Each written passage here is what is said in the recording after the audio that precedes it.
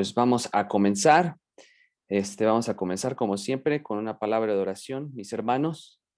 Este, y bueno, ya saben, a mí me gusta comenzar siempre con lo que dice la palabra de Dios en esta semana, en estos días.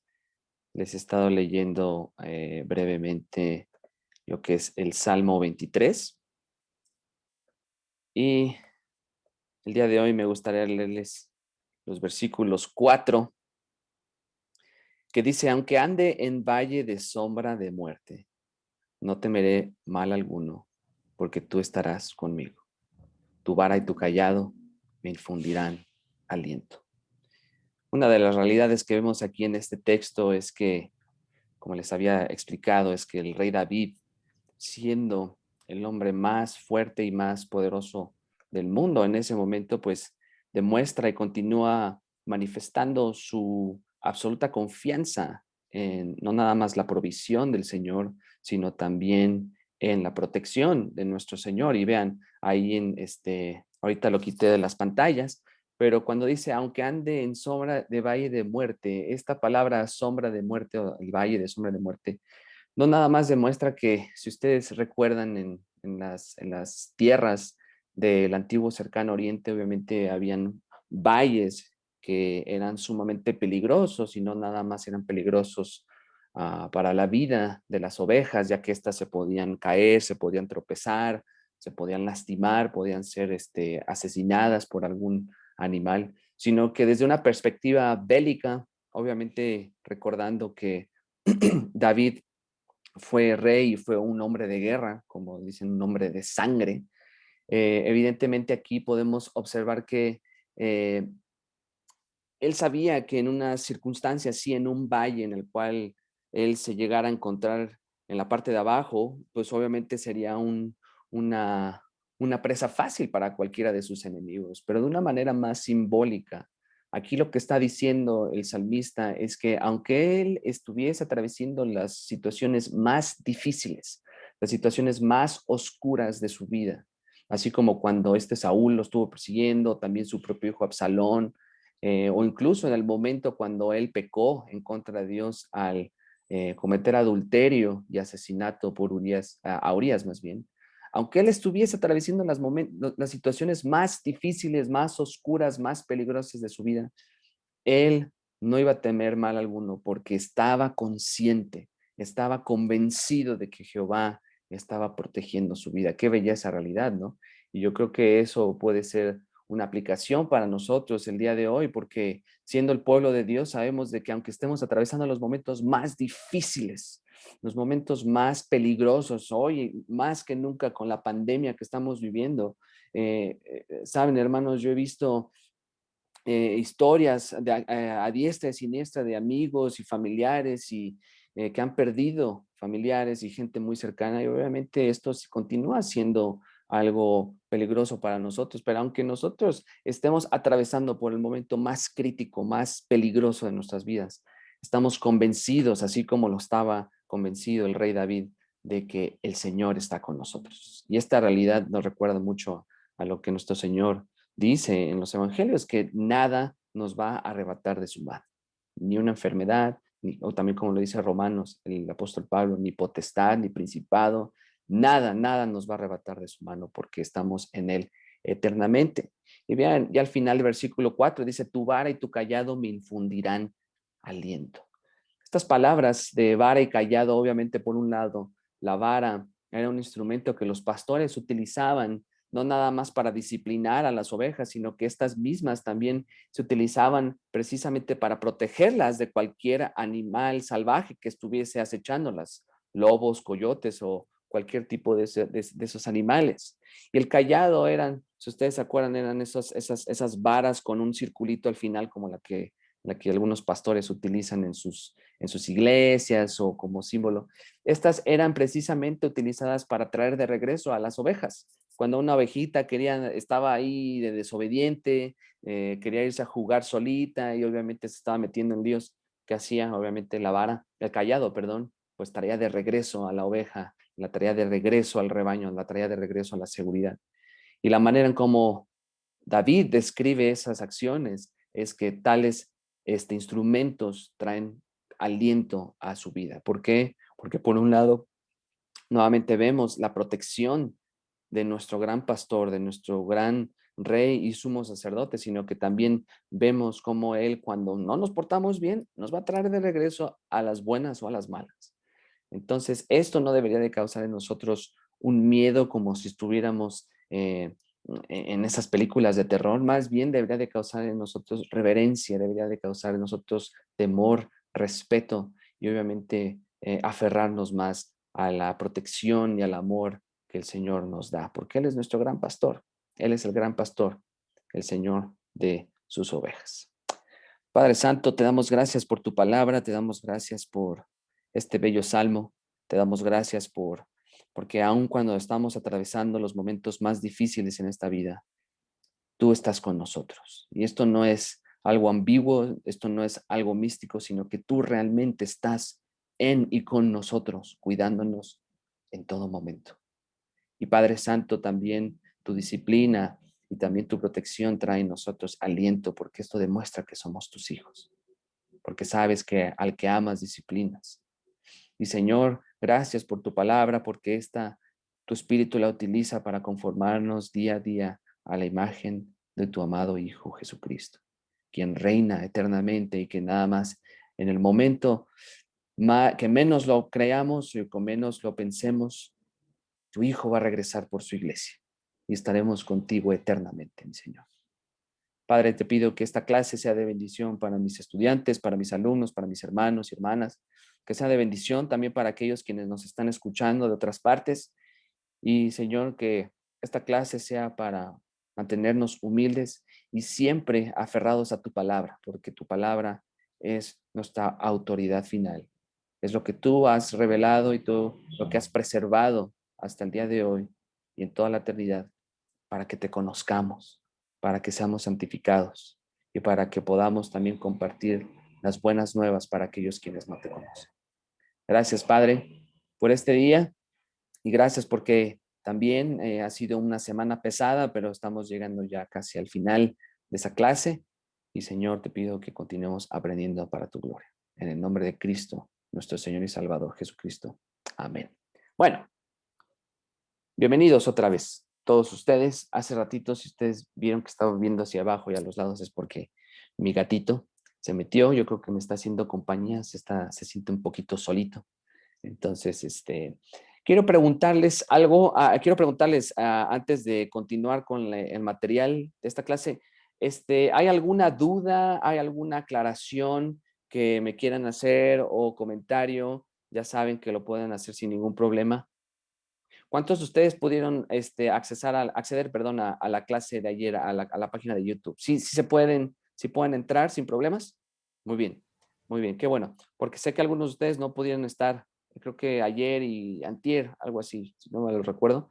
Entonces, ya saben, siempre comuníquense conmigo si necesitan excusar sus faltas y ya saben, se pueden poner al corriente. ¿Alguna otra duda en cuanto a los trabajos, a las lecturas o todo claro ya? Hermano Isaías, Daniel Reyes. Mi hermanito, sí, ¿qué tal, Daniel? Este, Al inicio del curso, dijiste que nos ibas a compartir la grabación del video y también las notas. Supuse Ujú. que nos ibas a compartir los archivos que estás presentando de PowerPoint. ¿Va a ser Sí, así o no? sí, manito, gracias por preguntar. Sí, como les mencioné, los videos, lo que estamos estudiando conmigo, los estoy subiendo a YouTube. De hecho, les he estado mandando ahí al grupo de chat los enlaces para que los puedan ver y los puedan repasar. En cuanto a las diapositivas y la información, me estoy esperando porque quiero que cubramos todo el material. Y una vez que ya hayamos cubierto toda la clase, se las voy a mandar a todos ustedes. Les voy a mandar las notas y también les voy a mandar las diapositivas. Se las puedo mandar vía PowerPoint o como a un par de ustedes quienes no pudieron estar en la primera clase, se las mandé vía PDF. Entonces, todo el material yo se los voy a dar. Y ese material, evidentemente, ustedes también lo pueden utilizar para enriquecer su trabajo de investigación, su ensayo. O sea, no es algo exclusivo para esta clase, sino que lo pueden utilizar. Obviamente, si van a hacer referencias a las notas y todo eso, pues hay que darle su debido crédito y su debida referencia, pero yo les voy a enviar todo. Y recuerden, tienen hasta el final de abril para entregar todo en cuestiones de trabajos. Obviamente las lecturas, hay dos lecturas, la de Sproul y la de Vicky. Una es antes, otra es después, obviamente. Y bueno, ¿cuántos de ustedes ya pudieron conseguir el libro, los libros? Los de R.C. Sproul y los de Teología Sistemática Reformada. Ya Nada más. conseguí el primero, el más breve. Ajá. El otro me lo envían hasta la semana que entra, el 10 de febrero me llega, porque no había aquí en México. Ah, ok, mi hermanita. Muy bien, está perfecto. Sí, nada más quiero asegurarme que lo tengan el libro. Yo estoy convencido que este libro les va a continuar ayudando a través de sus estudios. De hecho, un día que tenga posibilidad, yo voy a platicar con el presidente Noé Acosta, el doctor Noé Acosta, y le voy a sugerir que este sea uno de los libros que más se utilice, porque obviamente, en primer lugar, pues está más apegado a lo que estamos enseñando en el Seminario Reformado Latinoamericano. Es un escritor, es un autor confesional, y sabemos que estos hermanos no van a estar compartiendo ciencia ficción, por decirlo así. Entonces, es de confiar. Entonces, bueno, en cuanto a esos libros, qué bueno, los que estén estudiando la maestría, obviamente ya también en la página, en el documento, perdón, de los requisitos para clase, también les puse ahí los enlaces. Si quieren comprar los libros, háganlo también sin ningún problema. El de Grudem ya tiene muchos años, ya ha estado en editoriales desde hace mucho, entonces es fácil. Y obviamente el de Hodge salió, como me estaba diciendo Joaquín, el otro día salió una versión abreviada, la pueden leer también. Y obviamente tendría que ser la sección de bibliología. Ahí les puse en sus notas, más bien en los requisitos, las páginas que tienen que leer. Muy bien. Y denle gracias a Dios de que no les voy a hacer exámenes. Podría hacerles examen. De hecho, el plan original era hacerles un examen diario, así chiquito. Pero ustedes saben, ya no vivimos bajo la ley, vivimos bajo la gracia. Entonces, todo ha sido cumplido gracias a Cristo. Muy bien. Ya saben, si tienen dudas, me pueden escribir. Uno de ustedes me mandó un mensaje el otro día que en cuanto a los pagos y todo eso, acuérdense, mis hermanos, esto va para los que están registrados conmigo directamente en Seminario Reformado Latinoamericano Ciudad de México. Los que están interesados, los que quieren hacer su pago, ya saben, escríbanme y yo les paso la información. Los que están bajo la tutela del hermano Isaías, bueno, yo sé que él tiene con ustedes un arreglo, entonces un acuerdo, entonces no se preocupen. Pero los que yo tengo registrados y no lo han hecho, se pueden comunicar conmigo, ya saben, siempre si me hacen preguntas, tienen dudas, yo siempre les digo qué hacer, y si no lo pueden pagar ahorita, lo pueden pagar después, no hay ningún problema. ¿Sale? Bueno. Sí, profe. Hermano Isaías, una pregunta adicional. Sí, Tenemos que Diego. informar si elegimos el ensayo o un reporte de 5 videos que nos ibas a entregar. Evidentemente, la decisión la tomaríamos después de que nos envíes los videos, ¿verdad? Sí, acuérdate, Daniel, esta decisión es nada más para los que están matriculados en la maestría. Ya, Sí, ok. sí, sí. Si tú estás en licenciatura, Sí, licenciatura. exactamente, como tú estás en licenciatura, tú nada más tienes que escribir el ensayo de 2,500 palabras. Y Ok. los videos nada más los ves, nada más los ves. Y los sábados, que nos vamos a estar viendo a las 8 de la noche, ya vamos a interactuar entre todos, vamos a hacer preguntas, comentarios. Aquí me gustó esto no me gustó, porque esto. Entonces, tú no te preocupes. Pero los que están registrados en la maestría, ya les había dicho, tienen que hacer un ensayo, ya sea de 3,500 palabras o 4,000 palabras, o pueden hacer un ensayo, un trabajo de investigación de 2,500 palabras, como todo lo demás, y aparte hacer 5 reportes de 300 palabras cada reporte, de 5 videos a su discreción. Ustedes escogen cuál puede ser, y con eso ya complementa el número de palabras o páginas que tienen que hacer los de maestría. ¿Me explico?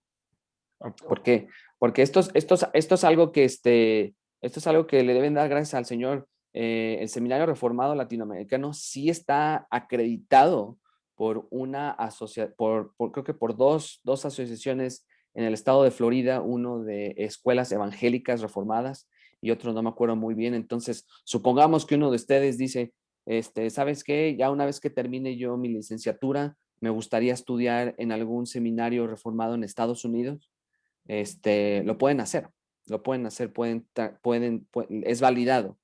Y esta facilidad obviamente es de mucha, mucha bendición porque pues es una ventaja, ¿no? Entonces, es por eso que sí hay ciertos requisitos, hay ciertas cosas que se requieren y que las tienen que cumplir, ¿sale? Y por último, de los Sí. 7 temas propuestos para el ensayo, ¿hay que informar qué temas elige o simplemente lo tomamos y lo desarrollamos? Mira, en este caso, tú tómalo y desarróllalo.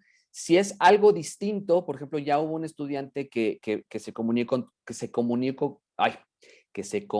conmigo y me preguntó que si podía hacer algo un poquito distinto. Ya lo platiqué con él y le di la aprobación, no hay ningún problema. Pero, por ejemplo, si tú vas a escoger uno de esos temas o algo similar, no hay ningún problema. Tú comiénceselo. Ahora, si estás considerando algo distinto, sí sería bueno que me preguntes, oye, ¿sabes qué? Estoy pensando en esto. Yo sé que, o sea, va relacionado con bibliología, pero a lo mejor está más enfocado con los teólogos liberales, supongamos. Está más enfocado con los peligros en la iglesia, algo más eclesiástico. Nada más avísenme y ya para yo más o menos tener una idea de lo que voy a estar leyendo cuando los revise. Perfecto, muchas gracias, hermano. Sí, hermanito, para servirte. Hermano Isaías, Sí, hermanita, Marta. el tema del ensayo es el que uno elija o sobre lo que hemos visto. No, tiene que ser por lo que hemos visto. Hermana, ¿usted recibió el documento de los requisitos para la clase? No, es que yo ya entré después y apenas me añadí al grupo, entonces estoy ahorita oyendo toda la información. Ok. Y realmente estoy apenas ahorita recibiendo toda esta información.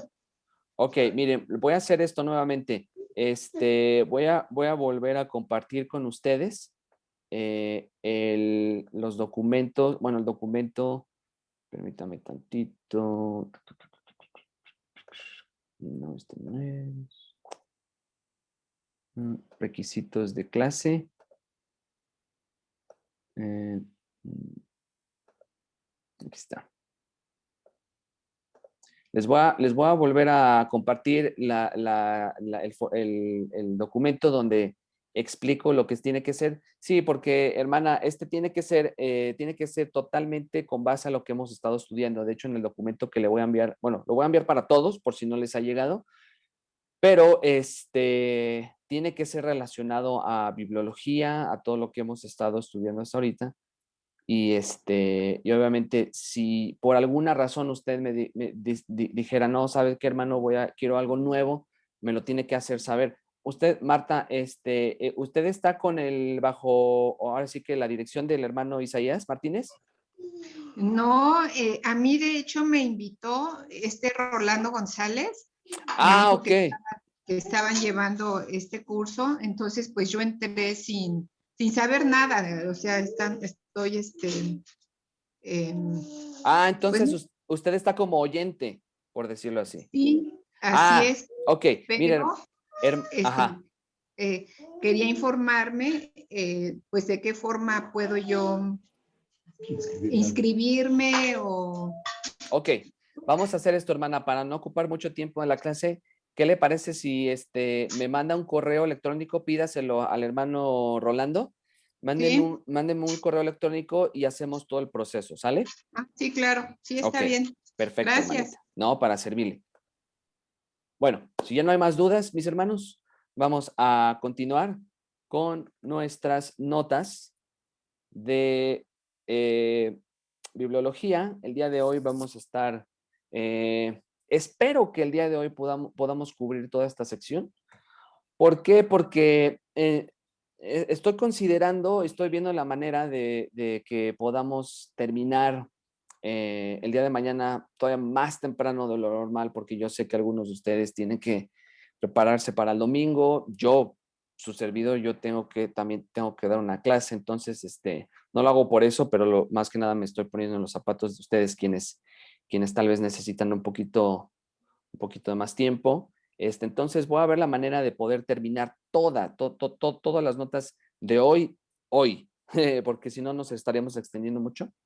Entonces es bastantito, pero vamos a comenzar y a continuar con esta parte de lo que es la sección 5, la suprema autoridad de la escritura. Y de hecho, si nos da tiempo también, es probable que vayamos a comenzar la sección 6 de mañana y ya ver más o menos a qué dirección qué dirección estamos tomando. Muy bien. Dios levantó a los apóstoles para que redactaran estos relatos con autoridad, con el fin de que pudiéramos nosotros llegar a conocer lo verdadero y también lo que es falso. Ese es el pleno propósito de nuestra creencia en el canon de las Escrituras. La promesa de Jesucristo a los discípulos cuando les anunció que el Espíritu Santo les guiaría al conocimiento de toda verdad, que tuvo su cumplimiento en los escritos del Nuevo Testamento, y la sabiduría dada a la Iglesia para comunicar el canon de las Escrituras es la que acompañó a los apóstoles, pudiendo, por tanto, ser tenida por verdadera palabra de Dios. Martin Lloyd Jones, en su libro de El amor de Dios, citado por Steve Fernández. Entonces, ¿qué es lo que hace a la palabra de Dios autoritativa? En sí, ¿qué es lo que la hace? Ya les había dicho a mis hermanos el día de ayer estaba viendo la película de Lutero, bueno, hasta estaba escuchando y más o menos viendo. Y obviamente, dependiendo del tipo de persona, uno va a decir, bueno, lo que la hace autoritativa es la iglesia. Oh, no, lo que lo hace la autoritativa es cuando yo me siento bien, cuando siento que me está afectando espiritualmente. Entonces, ¿qué es lo que realmente la hace autoritativa? ¿Cómo es que se convierte en una autoridad para mí? ¿Cómo es que esta viene a ser una autoridad para la vida del creyente? ¿Cómo se convence la gente de que es la palabra de Dios y que esta es autoritativa?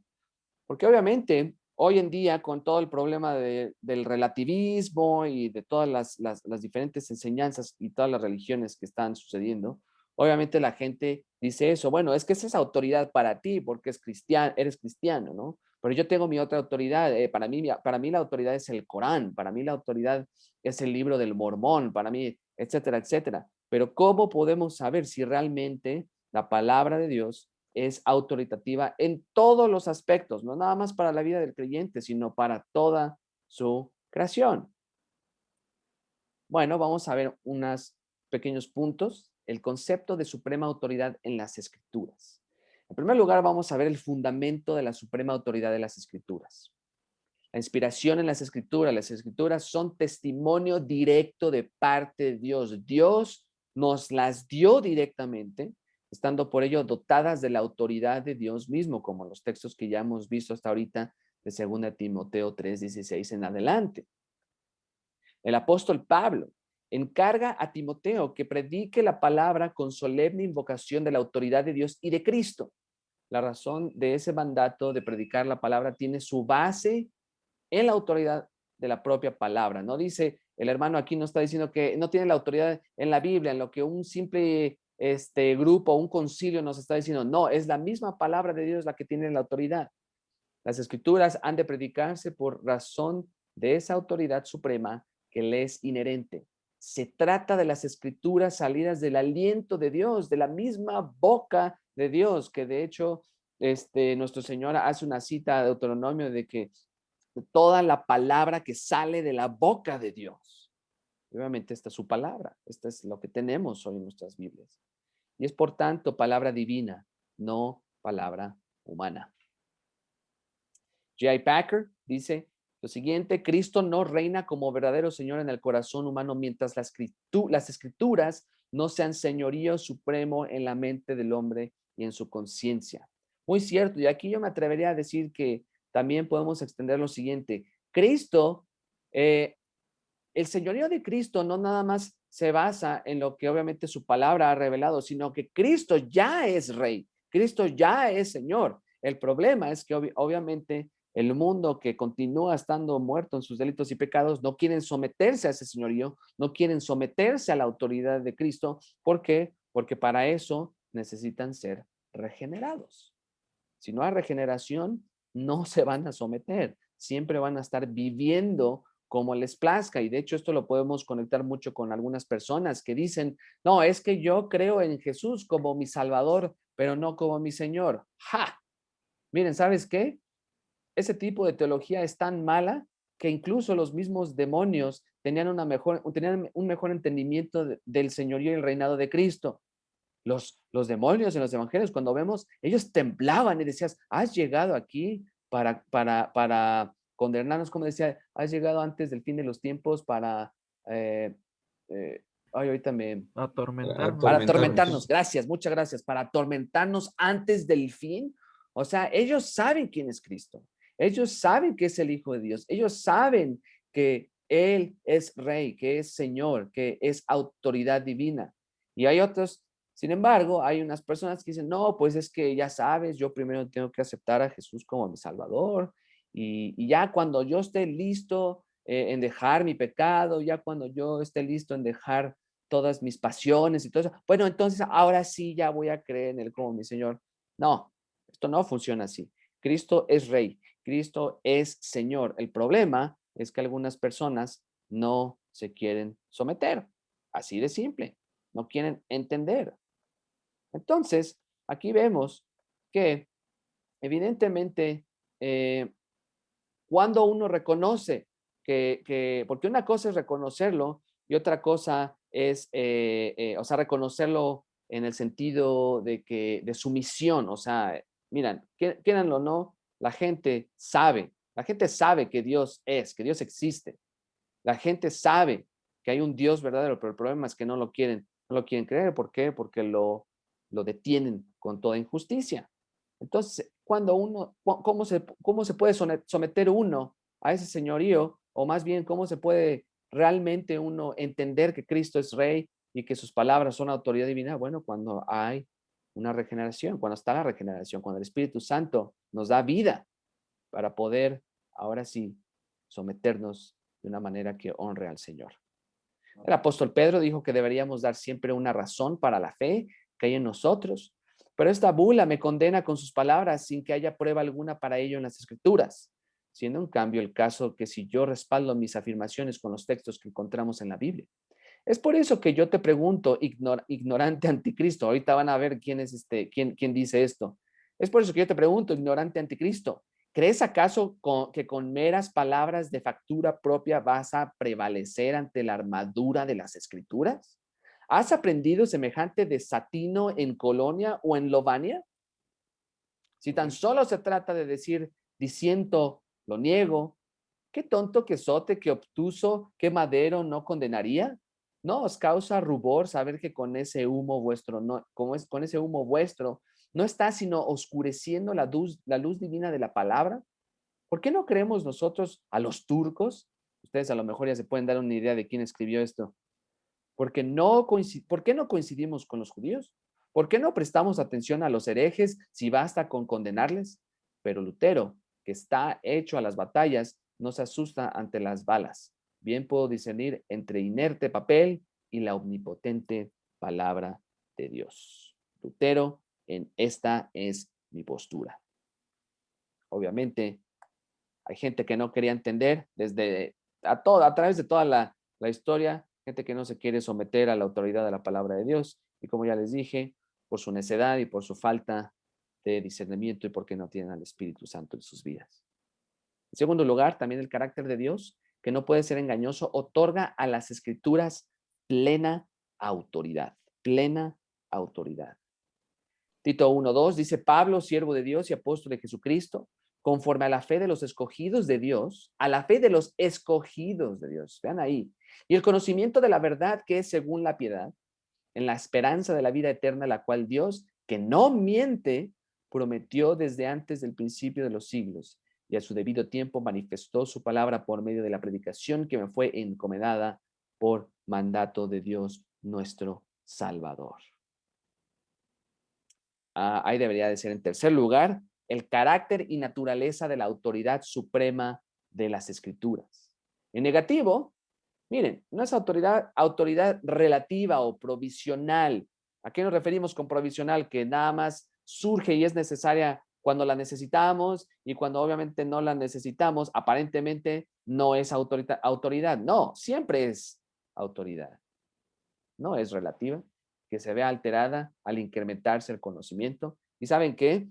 Esta frase yo la podría ligar muy bien a aquellos estudiantes quienes nada más están llenando la cabeza de puro conocimiento académico, de pura filosofía, de puro razonamiento, y que llega a un punto donde ni siquiera quieren estudiar la escritura o dicen que están estudiando la escritura cuando en realidad están estudiando otra cosa. O ven el libro de nuestro Señor como algo meramente textual, algo razonal. En positivo, es autoridad definitiva y absoluta, no sujeta a cambios. En este punto retornamos a la doctrina vital de la autoridad final y definitiva de las propias Escrituras en lo pertinente a las cuestiones de la fe. Y esa es la razón de que debamos sin tregua insistir en tal crucial asunto. Están, por otra parte, los que no aceptan la autoridad de las Escrituras, aunque sí creen en el Señor Jesucristo. Ahí yo le pondría un asterisco a los que creen en el Señor Jesucristo, pero que no aceptan la autoridad de las Escrituras. La pregunta que yo ahora formulo es, ¿en qué modo le conocen? Exacto. ¿Cómo puede llegar a conocer al Señor Jesucristo excepto leyendo el Nuevo Testamento? ¿Cómo puedo discriminar en materia de los libros que lo componen? ¿Cómo decir que es verdadero y que es falso respecto a su persona y obra si no es con el Nuevo Testamento en la mano? Mi boca habrá de permanecer pues cerrada.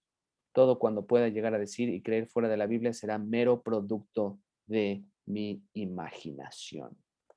Nuevamente, Martin Lloyd Jones, el amor de Dios. Una definición: las Escrituras son el patrón final y definitivo de la verdad, con relación a lo que ha de ser creído para salvación y santificación, y asimismo como árbitro final y baremo de nuestra práctica, para juicio y también en la toma de decisiones. Vean aquí, si la palabra de Dios está verdaderamente en ti, concédele la preeminencia del gobierno, que sea regente de sus pensamientos, guía de tu entendimiento, maestra de tus afectos, freno de tus pasiones y estímulo de tus deseos, de deseos santos. Pon las Escrituras, palabra inspirada, pon a Cristo, la palabra encarnada, en el trono de tu persona y ríndete a Él incondicionalmente. En cuanto a mí, nada me cuido de los ingenios humanos, ni de aquello que puedan negar. La verdad que he aprendido en las Escrituras a través de las enseñanzas del Espíritu Santo es la verdad que defenderé hasta mi último aliento y junto con Lutero habré de proclamar. Otra cosa no puedo decir. Ahí habré de mantenerme y que aquellos que piensen de distinta manera vayan tras las novedades hasta agotarse. Charles Spurgeon, en lugar de la palabra de Dios, uno de sus sermones. Y yo creo que esta es una de las cosas que yo les estaba mencionando anteriormente, mis hermanos. Es impresionante cómo a través de los siglos esta consistencia y este carácter y esta manera de actuar de los hombres de Dios es tan evidente, ¿cierto? O sea, cómo hay una armonización, hay una línea, hay un legado, que todo está centrado en Cristo. Ese legado no está centrado en un predicador o en una iglesia, en una asamblea, no, nada de eso, sino que todo está en Cristo, el Evangelio y la autoridad de la palabra de Dios. Y vamos a ser honestos, mis hermanos, como les decía anteriormente, estamos llegando en tiempos en los que no podemos garantizar la seguridad de cada uno de nosotros. No podemos garantizar que el día de mañana no nos van a perseguir por tener Biblias. No estoy diciendo que ya se acercan muchas, o sea, que ya, o sea, el Señor ya va a estar, ya viene, o sea, puede venir en cualquier momento, pero a veces perdemos el punto en que nuestra convicción debe estar basada plenamente en la palabra de Dios y conforme avanzamos en nuestras vidas, la tenemos que estar defendiendo constantemente hasta el día en que el Señor nos lleva a su presencia, tal y como lo hicieron todos los hombres de Dios a través de la historia, desde Adán, bueno, digo desde Adán porque estoy refiriéndome desde el principio hasta el día de hoy, hasta el día en que Cristo regrese. Porque esto es serio, mis hermanos, esto es serio. Y el problema que vemos en muchas iglesias es precisamente ese, que quieren apartarse de la autoridad de la palabra, quieren poner énfasis en otras cosas que no tienen ningún tipo de autoridad ni trascendencia. Aquí vamos a ver las afirmaciones contemporáneas que defienden la existencia de las revelaciones autorizadas iguales a las escrituras. Afirmaciones. Y obviamente estas son, son proposiciones que algunas personas, que algunos estudiosos han hecho. No estoy diciendo que todas son buenas. Primero, la pretensión de que hay revelación con la misma autoridad que las escrituras. Aunque no lo crean, hay personas que continúan diciendo que creen que son salvos, pero que no lo son, que creen que hay otros escritos con el mismo nivel de autoridad que las escrituras. Es más, les voy a contar una historia rápidamente. Hace algunos años, el Señor me permitió ir al Southern Baptist, al Theological Seminary, donde el presidente es el doctor Al Mohler, y yo estaba, ¿cómo se llama? Yo estaba a cargo del stand del seminario donde yo estaba estudiando. Y de repente una señora se acerca conmigo, y una señora muy amable, muy respetuosa, y me empieza a platicar de ella, de cómo va la iglesia y todo. Y cuando menos me di cuenta que, o sea, estaba la plática, pero en un momento dije, esta señora me está tratando de evangelizar. O sea, ¿por qué me está tratando de evangelizar? Hasta que finalmente le pregunté, oiga, ¿y usted, yo ingenuamente le dije, usted, hermana, ¿a qué iglesia se congrega?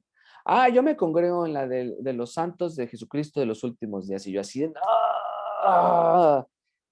Clic. Ahí dije, como como las películas de terror que hacen,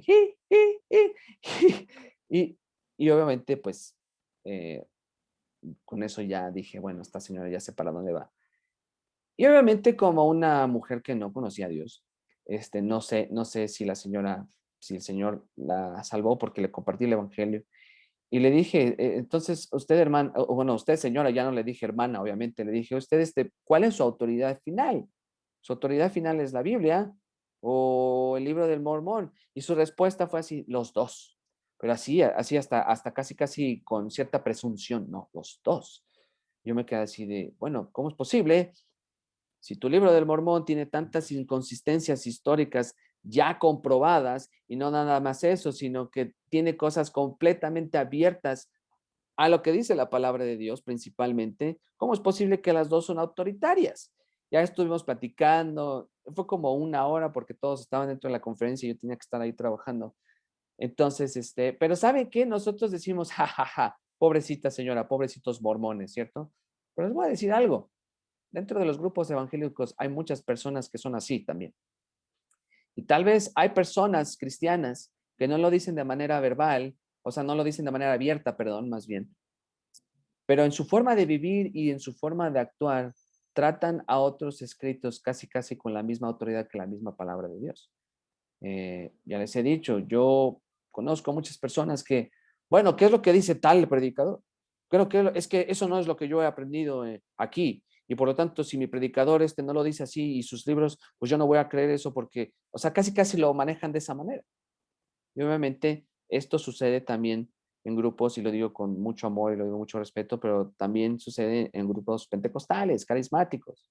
Pero aunque no lo crean, también suceden con muchos grupos evangélicos, entre comillas, conservadores. Pero vean aquí, hermanos, la pretensión de que hay revelación con la Hermano, misma autoridad que las escrituras. hermano, Sí, no, que y por otro lado encuentras también otros predicadores que dicen no escuchen a fulano de tal. Y eso no es bueno, o sea, debemos enseñarle a los hermanos en la iglesia a escudriñar las escrituras con buena hermenéutica, buena exégesis, y escuchen todo, pero retengan lo bueno, ¿verdad? Y es inevitable, ahora con la tecnología, usted no, bueno, hay pastores que juegan de totalitarios, ¿verdad? una cuestión ahí muy rara o sea, y también es imposible, o sea, no va a evitar que escuchemos a otros. Sí, ¿Verdad? por Entonces, supuesto. por Sí, otro sí, lado está sí. ese tipo de personas, sí, sí. Claro, y yo creo que en este tipo de cosas es lo que hemos estado hablando hasta el día de hoy. Tenemos que tener un balance. Apreciamos lo que hombres han dicho a través de la historia. También han habido unas grandes mujeres, hermanas en Cristo, como Elizabeth Elliot y entre otras hermanas que han escrito otras cosas que son bastante buenas, que son muy edificantes. Y todos estos escritos los manejamos con mucho respeto, los manejamos como lo que son escritos humanos. Y el problema es cuando empezamos a volvernos más que del grupito que de este hermano, que de este otro, que de este, que de este, y sin darnos cuenta que estamos volviéndonos como los corintios, ¿no? Que unos querían a Apolos, que unos querían a Pablo, que esto. Entonces tenemos que tener cuidado. Y por otro lado, también tenemos que, no podemos llegar al extremo en los que algunos dicen, no, es que no escuches a ningún comentarista, nunca escuches a ningún otro predicador, porque la única, o sea, sí es cierto, la única autoridad final es la escritura, pero el problema es que, ¿qué tal si lo que yo estoy entendiendo de la escritura no es realmente lo que dice la escritura? ¿Qué tal si yo ya tengo una presuposición muy marcada y yo estoy imponiendo esa presuposición en la Biblia y no me están dejando compararla? O sea, tenemos que tener cuidado. Eso que estás diciendo, Wilmer, es muy cierto, porque hay veces que nosotros somos muy dados a que no, yo nada más voy a leer lo que está de acuerdo conmigo, ¿cierto? O sea, sí tenemos que tener cuidado con lo que herejes escriben, con lo que personas escriben que no estamos de acuerdo, pero aún así, hermanos, tenemos que estar dispuestos a escuchar y a entender otras posturas, no para estar jugueteando, no para hacernos así como que, pues a ver, en español decimos, quiere ser a Jonjolí de todos los moles, ¿no? O sea, quiere estar en todos lados, quiere estar con los bautistas, con los presbiterianos, con los luteranos, con los metodistas. No estamos diciendo eso, sino que de esta manera leemos y todo lo comparamos con la escritura, todo lo comparamos de una manera objetiva en lo que es nuestra autoridad final. Hermano, Entonces, Yo creo que no tenemos tiempo para hacer eso, queridos hermanos. Yo creo que necesitamos focalizarnos, en lugar de escuchar a alguien que sabemos y es claro de que no tiene una sana doctrina y lo que escribe es un poco de paja y un poquito de 2 o 3 pinceladas. ¿Para qué perder el tiempo siendo tan rica la palabra y tan amplia? No, la vida no nos da para poder comprender la amplitud y la profundidad de lo que el Señor quiere con nosotros. ¿Para qué perder el tiempo en hacer otras cosas? Seguramente hay razón si uno tiene un compromiso de pastoreo o de enseñanza, pero si uno no tiene un ministerio más acotado, entonces la verdad hay tanto que trabajar. Y por otro lado, el discipulado, el trabajar con la familia, el trabajar con los hermanos, el trabajar en la iglesia es realmente amplio. Entonces, yo difiero en ese sentido un poquito de ustedes, en el sentido de que el tiempo hay que ponerlo en actividades de calidad con respecto a nuestro Señor y a lo que el Señor exige de nosotros en Mateo 28. Claro, y mira, hermano, a lo que nos referimos aquí es que más que nada, o sea, sí estoy de acuerdo contigo, mi hermano, Pepe. A lo que nos referimos es que a veces el problema que hay en muchos creyentes es que eh, precisamente por esa misma razón a veces no están listos para presentar una defensa en contra de ciertos ataques. Por ejemplo, yo me he dado cuenta de que, un ejemplo, yo he escuchado a maestros y a predicadores decir cosas de la Iglesia Católica que aparentemente son ciertas, pero ya después cuando uno las compara, ellos te van a decir, no es cierto, eso no es lo que nosotros enseñamos. Por ejemplo, y de hecho esto lo vamos a ver más adelante, la Iglesia Católica Romana cree en la autoridad de la Escritura. Ellos no la niegan. Ellos dicen, nosotros sí creemos en la autoridad. ¿Cuál es el problema? El problema es que obviamente imponen otros dogmas, imponen ya a la hora de practicar y de entender, o más bien de poner en práctica y de entender y obviamente de hacer una hermenéutica de la escritura, llegan a conclusiones erróneas. Por ejemplo, estaba yo viendo, y como bien lo dices, Pepe, creo que también es el contexto se presta mucho. El contexto se tiene que entender mucho. ¿Por qué? Porque obviamente si lo principal es estudiar la verdad, lo que dice la escritura, completamente de acuerdo. Pero ¿qué tal si estamos en una situación donde estamos rodeados de musulmanes, ¿no? El otro día había un debate entre un hermano que se llama James White, el doctor James White, muy, muy, muy bueno, y un musulmán. Y es impresionante la cantidad de información que el musulmán sabe y conoce de los cristianos. Y yo había dicho, es que a veces nosotros ni siquiera conocemos otras religiones, precisamente para que no se creen falacias, no se creen mentiras, porque luego eso pasa, creamos ciertas falacias y metemos a todos en un mismo grupo. Por ejemplo, no, yo no voy a platicar contigo, musulmán, porque me vas a poner una bomba en mi casa. No, no, no, espérate, no todos los musulmanes son así de extremistas, ¿no? Pero a lo que voy es esto, tenemos que, si hay la posibilidad, si hay el tiempo, yo sí animo a los hermanos a que estudien diferentes posturas dentro del mismo de la misma cristiandad, posturas teológicas, escatológicas, que son las que más tienen diferencias, que si el rapto, que si la tribulación, que si el milenio, que si esto, obviamente hay diferentes posturas y es bueno conocerlas y bueno estudiarlas para entender a otros hermanos y no crear preconcepciones erróneas. Pero definitivamente, Pepe, tienes toda la razón. Nuestro tiempo lo debemos poner en su totalidad en el estudio de la palabra de Dios, y si hay tiempo extra, pues también estudiar otras cosas. Amén. Y mi hermano, sí, really, rapidito, y estoy de acuerdo con el hermano. Yo vengo ustedes son reformados, ¿verdad? Y ahorita yo soy reformado. Ya, por Amén. dicha. Amén. Y mi hermano, del otro lado, hay una fuerza del enemigo que nos está diciendo, no escuchen a esos pastores. Y yo no le hago caso. Gloria a Dios que no les hice caso. Y a eso me refería, porque en mi trabajo ahorita estoy trabajando y estoy en el seminario, porque gloria a Dios puedo hacerlo. Y en esos tiempos, mi hermano, empecé a escuchar a Miguel Núñez, empecé a escuchar a Sujel Michelén, y aprovechando ese tiempo, ¿verdad? Y siendo productivo en el trabajo también. Y hermano, Dios empezó a ministrarme, y yo, con el discernimiento del Espíritu Santo, yo empecé a decir, no me importa si es calvinista, o sea, yo no tengo, pero yo empecé a agarrar mi Biblia y digo, esto es cierto. ¿En qué momento no vi la maldad tan severa del hombre? ¿En qué momento no vi la expiación imitada? Y empiezo a investigar y a indagar.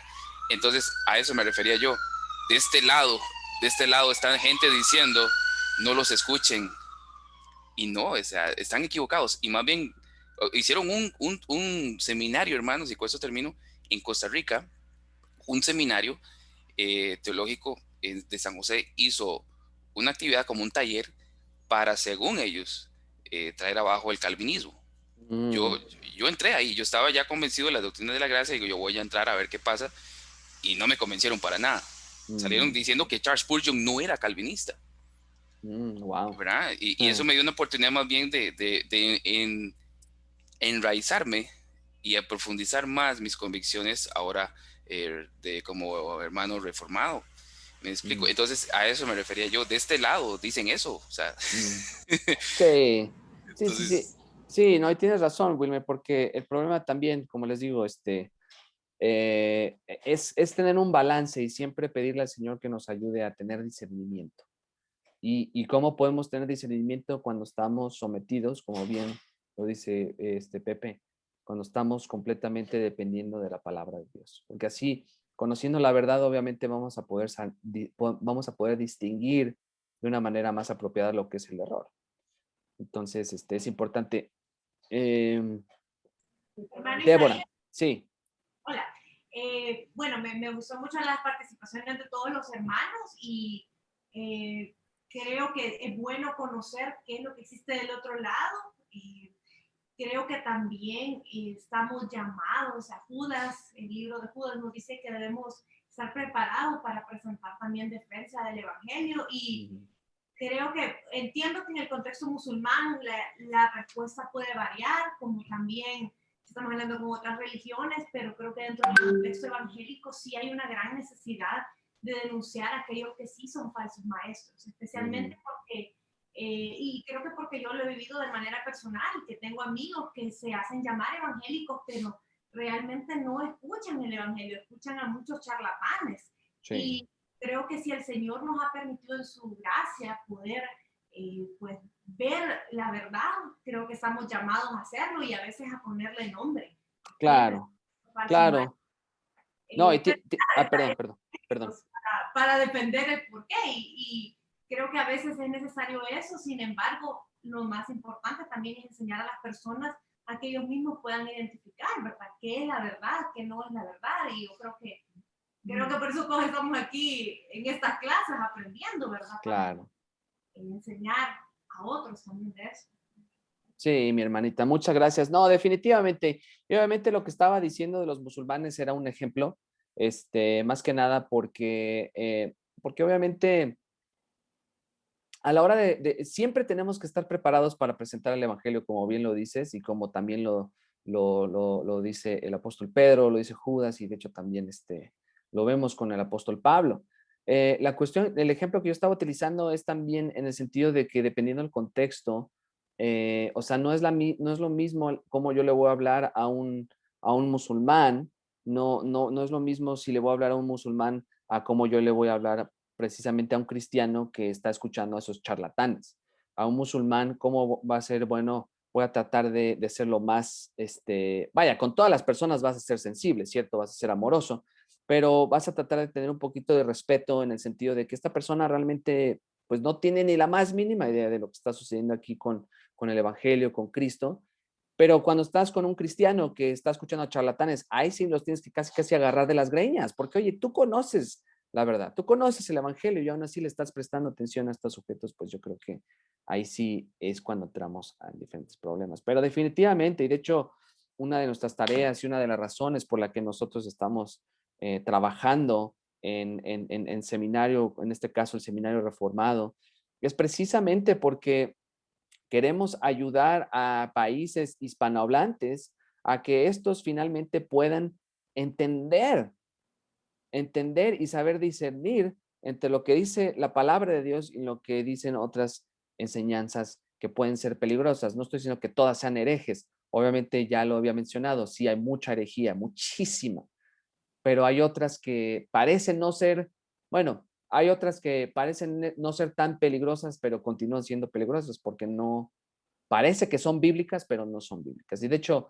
hoy, el día de hoy, puse bueno, el otro día más bien puse una publicación en mi página de Facebook y hoy en día, no importa lo que uno comparta, siempre va a haber objeciones de cualquier tipo. Si dices rojo, alguien va a decir azul. Si dices blanco, alguien va a decir, o sea, no importa, puedes decir el cielo es bonito, no, está feo. O sea, entonces puse algo y se inició ahí un pequeño debate y es impresionante ver cómo hay tantas cosas que aparentemente se ven bíblicas cuando en realidad no lo son. No lo son. Se ven como que muy adeptas a lo que la escritura dice, pero ya cuando uno se pone a analizar realmente qué es lo que se enseña, pues no son bíblicas y es por eso que también tenemos que conocer pues los diferentes ataques que hemos estado recibiendo. De hecho, yo estoy convencido, yo personalmente, esta es mi, ¿cómo se podrá decir? Mi convicción, que conociendo las fallas y los errores de las otras posturas, a veces también nos permiten ver con más claridad que la sana doctrina que nosotros estamos abrazando. Les voy a dar un ejemplo. Y yo de esto no soy muy verbal acerca de esto, pero por ejemplo, ¿cuántos de ustedes conocen lo que se conoce como el dispensacionalismo? Creo que 95% de las iglesias hispanohablantes tienen esa tendencia dispensacionalista, ¿no? Yo fui dispensacionalista por muchos años. Es más, yo crecí y nací en un hogar con tendencias dispensacionalistas, y también arminianas, como bien lo dices así, mi hermano Wilmer. Y ¿sabes qué? Empecé a tener una lucha interna muy fuerte ya desde hace más de 5 años, 6 años. Mario Soto, yo apenas voy saliendo. Exactamente, yo le digo a la gente, yo no soy dispensacionalista de ningún color, ni sabor, ni aroma.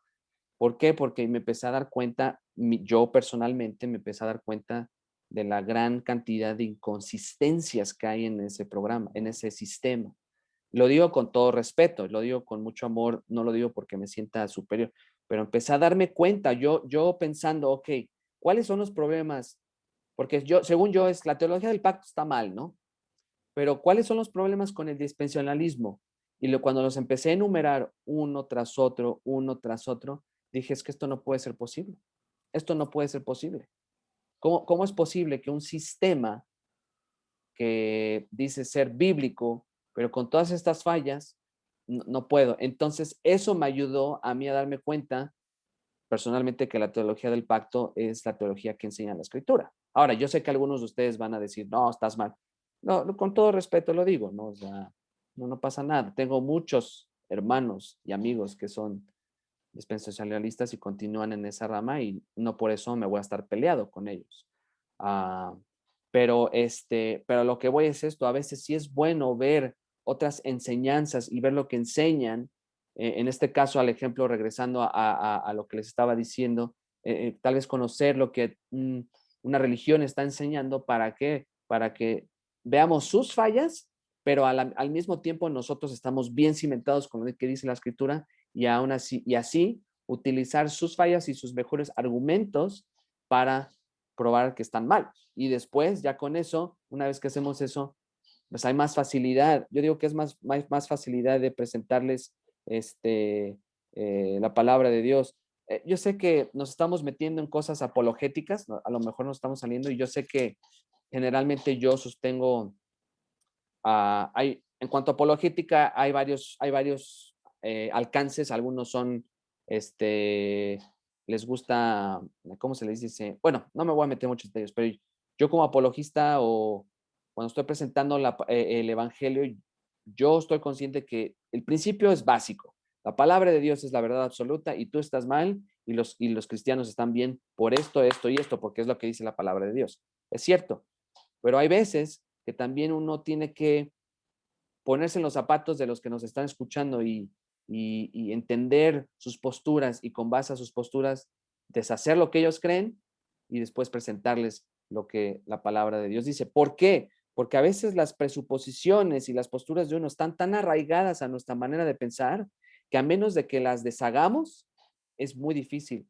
que una persona las quiera abrazar. Es, por ejemplo, como lo dices, Wilmer, los arminianos. A menos de que los arminianos realmente se quieran deshacer de esas presuposiciones, va a ser muy difícil que puedan aceptar la palabra de Dios, la doctrina reformada, ¿no? No me gusta el término calvinista, porque creo que el término calvinista es muy centrado en Calvino y no en la Escritura, pero en práctica obviamente somos calvinistas. Pero bueno, creo que casi nos salimos en su totalidad de lo que estamos hablando, pero no, vean, a lo que vamos, al tema que estamos entrando ahorita, es precisamente esto de que la autoridad, hay personas, incluso dentro de los mismos grupos evangélicos, que dicen que además de la Escritura, hay otros documentos que son igualmente autoritativos. Por ejemplo, vean aquí, vean lo que dice esta persona. Himnos inspirados. Algunos de los himnos más grandiosos pueden incluso equipararse a los salmos.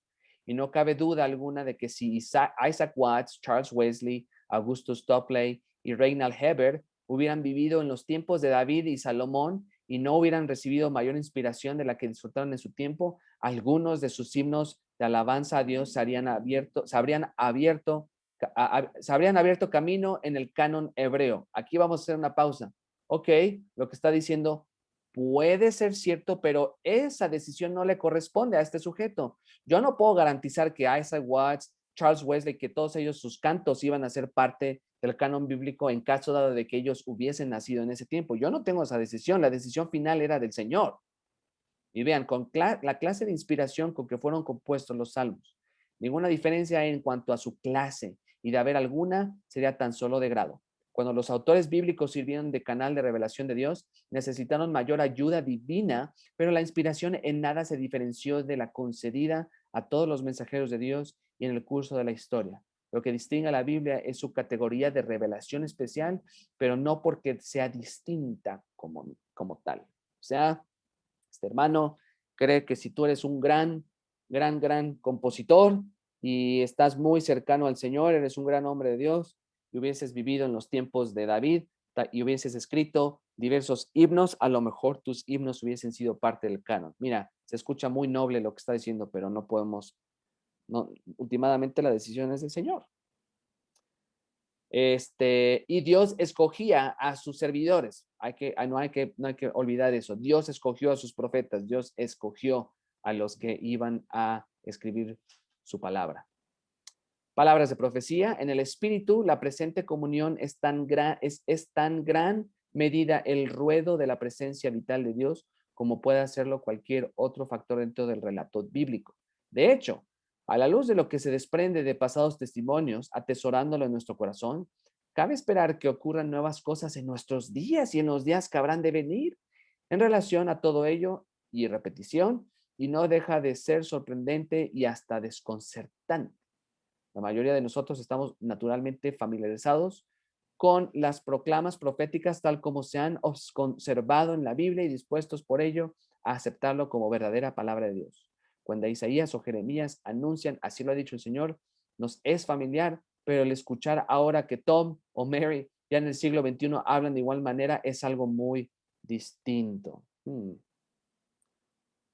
Bueno, obviamente todos los que venimos de contextos hispanohablantes, México, El Salvador y todo, bueno, que es lo que dicen algunos de esos movimientos, ¿no? Que estoy recibiendo palabra del Señor, que estoy recibiendo una revelación.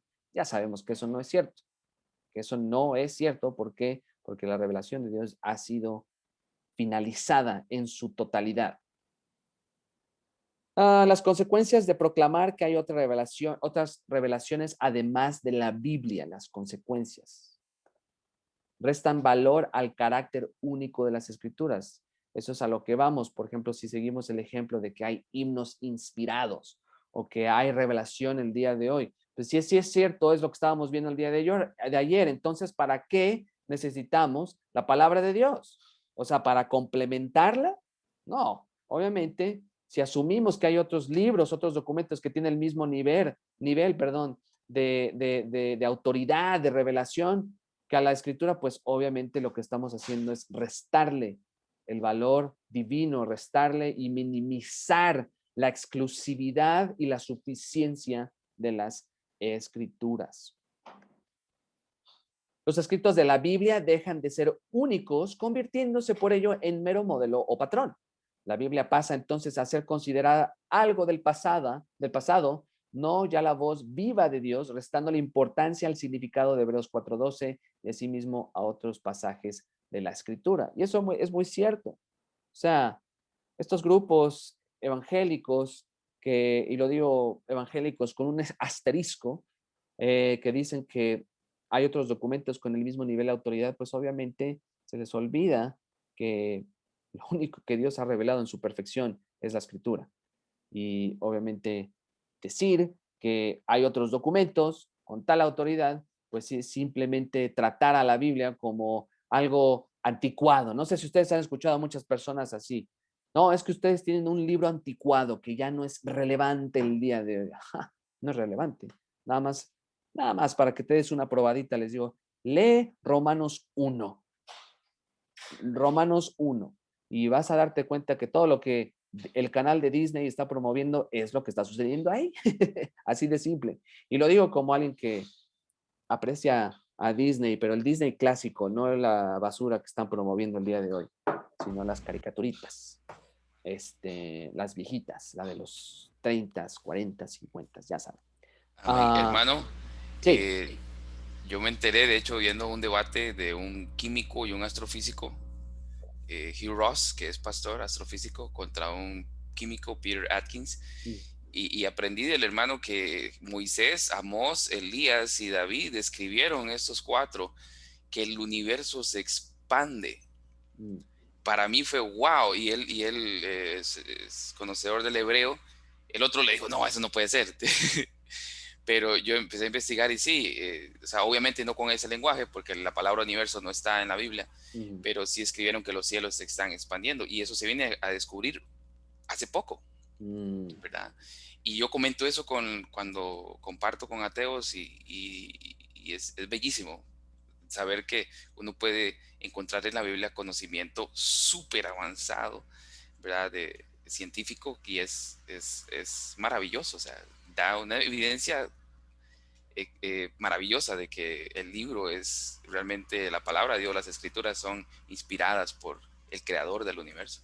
Así es. Sí, de hecho, como yo les decía, o sea, la palabra de Dios nos da, tal vez no nos da muchos detalles, pero nos demuestra de la creación, información muy certera y precisa de lo que es la palabra de Dios, ¿no? Entonces, por supuesto, y el problema, como dices, ¿no? Cuando hay gente que quiere restarle importancia a la palabra de Dios simplemente porque lo escuchó de alguien más o por cualquier razón, ¿no? Y a veces la información que estas personas dan ni siquiera es información objetiva, es información de que se la pasó un amigo y ese amigo se la pasó otro y ellos ni siquiera se ponen a estudiar. Pero bien, muy bien. También se minimiza el hecho de que las propias escrituras son palabra viva y profética. Vean, la Biblia ha pasado sin duda a ser compañera y testigo de la actividad presente de Dios. Si alguien tiene hoy en día una visión de Dios o de Cristo, es bueno saber que eso es algo que ya ocurrió en el pasado. Si alguien tiene además una revelación de parte de Dios, saber que para los primeros cristianos la revelación tuvo lugar en el seno de la comunidad. Si alguien dice, así dice el Señor, y se atreve a dirigirse a la congregación en primera persona, incluso permitiéndose ir más allá de las propias palabras de las Escrituras, que eso ya había pasado también hace mucho tiempo. Cuán extraño y sorprendente resulta si alguien habla en la comunión del Espíritu la palabra de verdad, no será acerca de sus propios pensamientos y reflexiones, por ejemplo, de un tema de actualidad, ni tampoco una simple exposición de las Escrituras, porque el Espíritu trasciende toda posible observación personal, siendo ello así por muy interesante y profunda que pueda ser esa exposición. El Espíritu, como Dios vivo, se mueve a través y más allá del registro de los testimonios pasados, y ello aún por muy valiosos que estos testimonios puedan ser como modelos para la actualidad presente. Interesante palabra de este sujeto, J. Rodman Williams.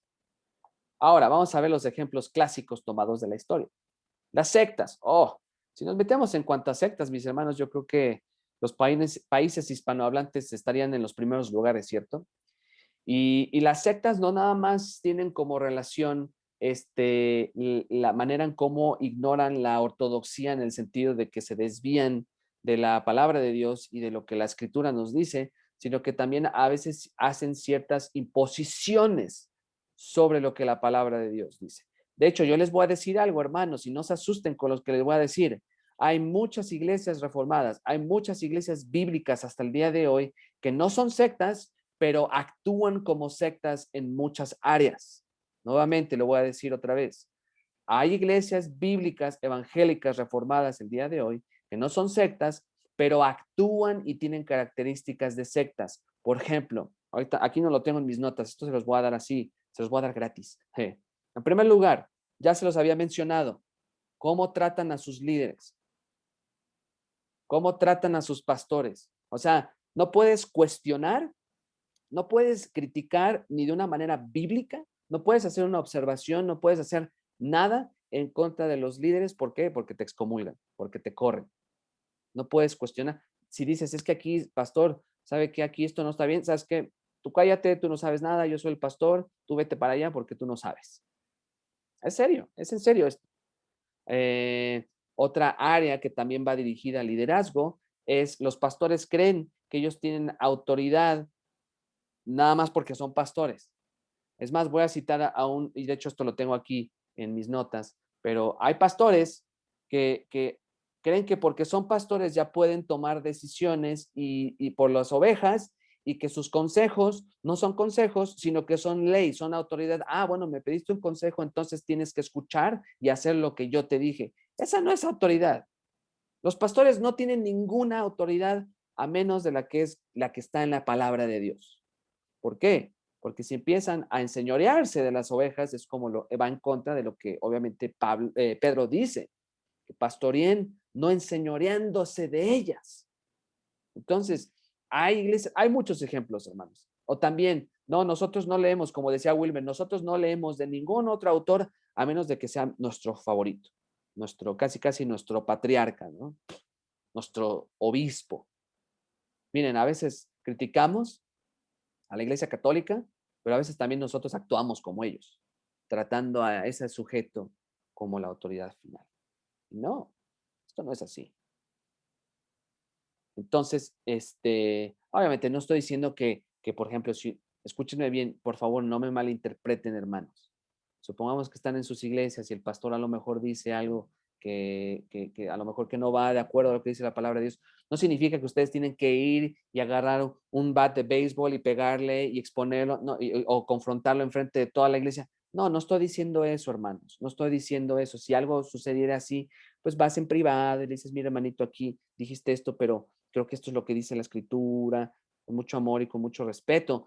Yo me estoy refiriendo a este tipo de situaciones en las que las ovejas prácticamente no son nada, no tienen dignidad y se callan, y los de arriba, como dicen en inglés, el Big Boys Club, el Old Boys Club, son los que tienen la autoridad final. Y no es así. La autoridad final es Cristo.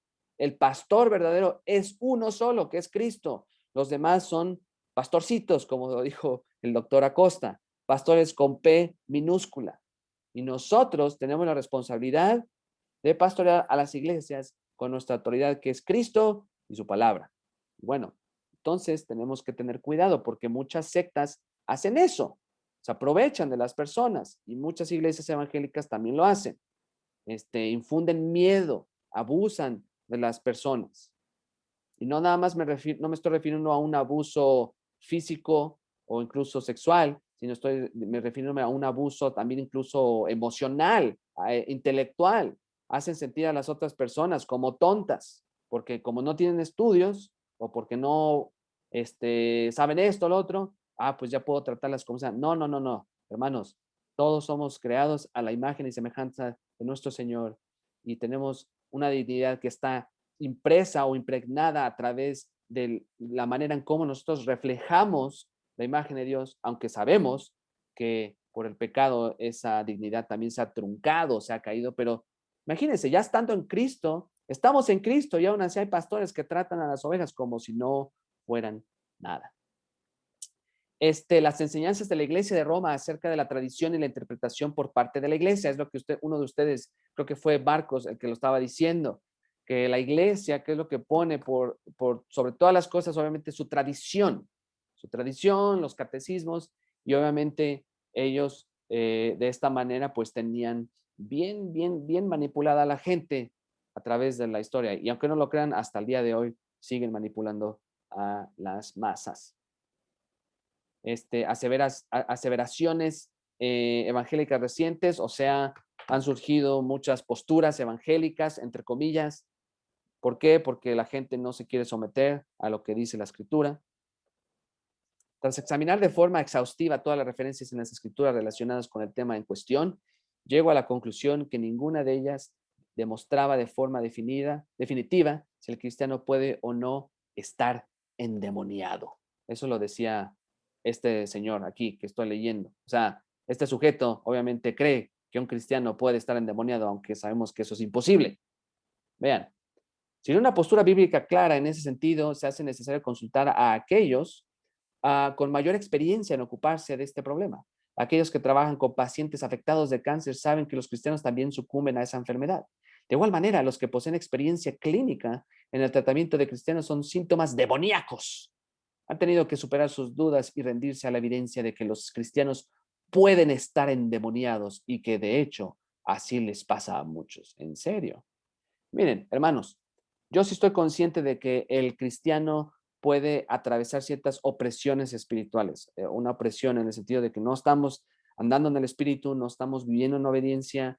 Es cierto que obviamente Pablo mismo lo dice, nuestra batalla no es contra carne ni sangre, sino contra principados y potestades. O sea, sí hay una batalla espiritual, pero el creyente nunca puede ser posesionado por un demonio, así de simple.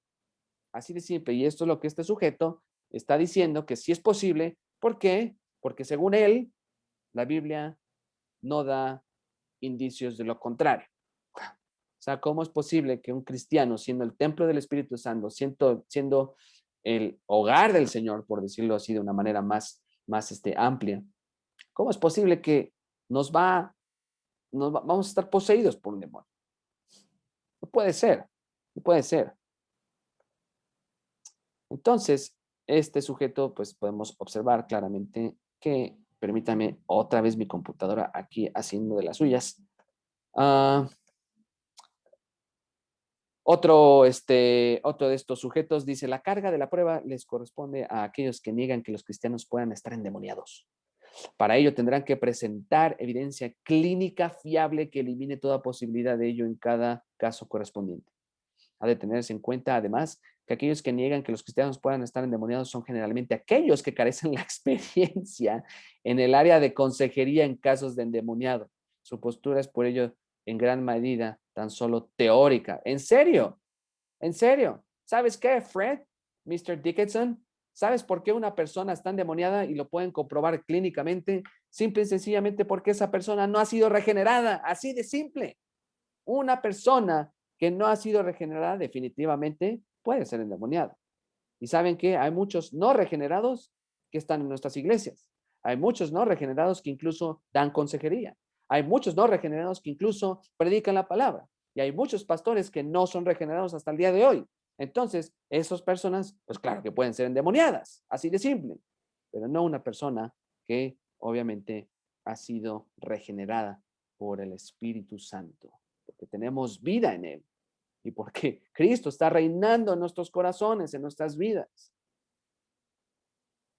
Ahora, el argumento a favor de la suprema autoridad de las Sagradas Escrituras. Vamos a hacer esto, hermanos. Son 7:25. Vamos a tomarnos un pequeño break de 10 minutos. Vamos a regresar en 10 minutitos, ¿sale? En 10 minutitos regresamos y continuamos con esto. Aló, hermano. Sí. Regálame donde dice los ejemplos clásicos tomadas de la historia, donde hablaste de sectas y luego las enseñanzas de la iglesia, y ahí me quedé. A ver, te lo paso. Solo... Y si no lo pudiste escribir, hermano, recuerda que todo esto se los voy a pasar al final, pero te lo voy a poner en la pantalla, ¿sale? Ok, dale. Ahí está. Ok, hermano. Gracias, hermano. Uh-huh. Para okay, servirte. Gracias. Sí, para servirte, mi hermanito. Ahorita nos vemos en un momentito. Ok. Entonces, no sé, ¿tienen alguna duda o comentario con lo que venimos diciendo hasta ahorita, hermanos?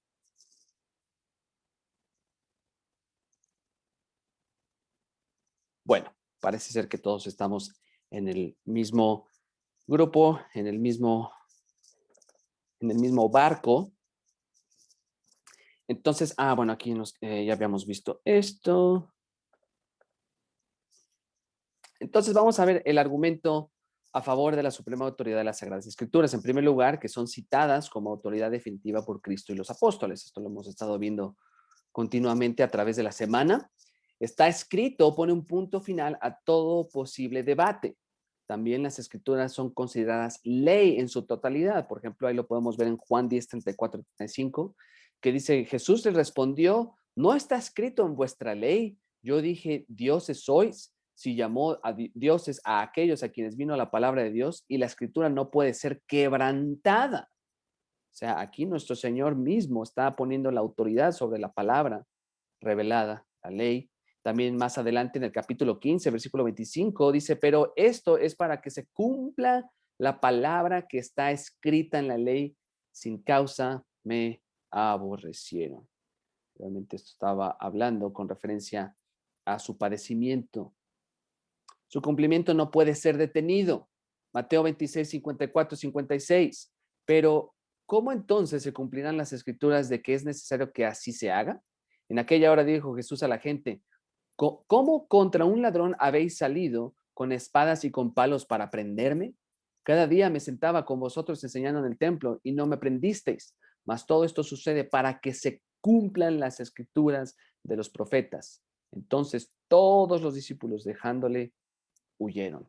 Y creo que este punto de que su cumplimiento no puede ser detenido, obviamente lo que yo le digo a la gente, obviamente lo que menos quiere Satanás, lo que menos quiere el mundo y el enemigo, ellos no quieren recibir la ira venidera aún, ¿cierto? Ellos no quieren recibir el castigo eterno todavía. De hecho, para ellos, mientras más se prolongue ese momento histórico, mejor.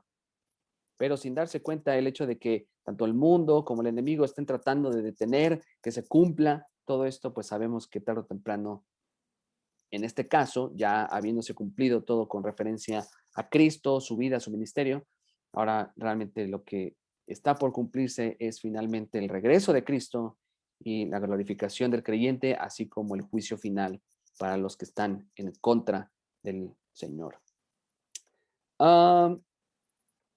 Lucas 21, 20, 22 dice, pero cuando vieres a Jerusalén rodeada de ejércitos, saben entonces que su destrucción ha llegado. Entonces los que estén en Judea huyan a los montes y los que en medio de ella váyanse y los que estén en los campos no entren en ella, porque estos son días de retribución para que se cumplan todas las cosas que están escritas. Obviamente esto ya sucedió en la destrucción de Jerusalén.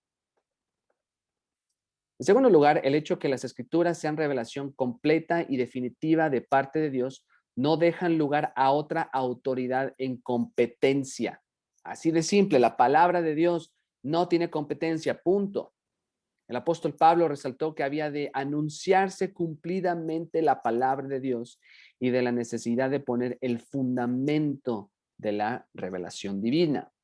Colosenses 1:25, de la cual fui hecho ministro según la administración de Dios que me fue dada para con vosotros, para que anuncie cumplidamente la palabra de Dios.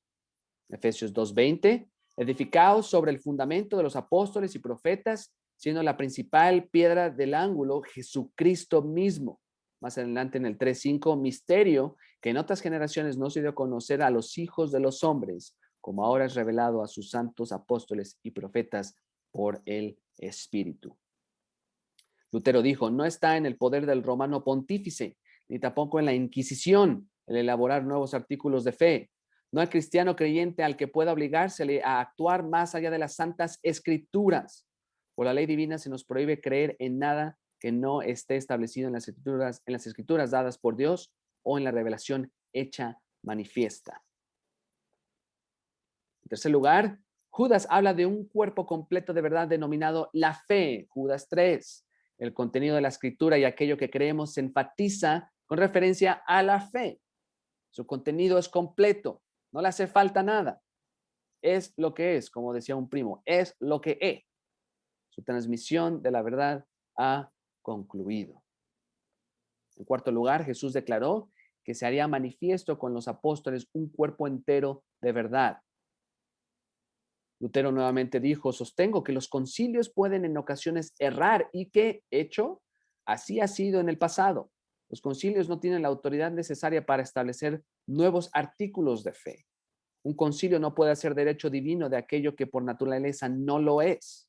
Los concilios se han contradicho los unos a los otros, siendo prueba de ello reciente el concilio de Letrán al desestimar,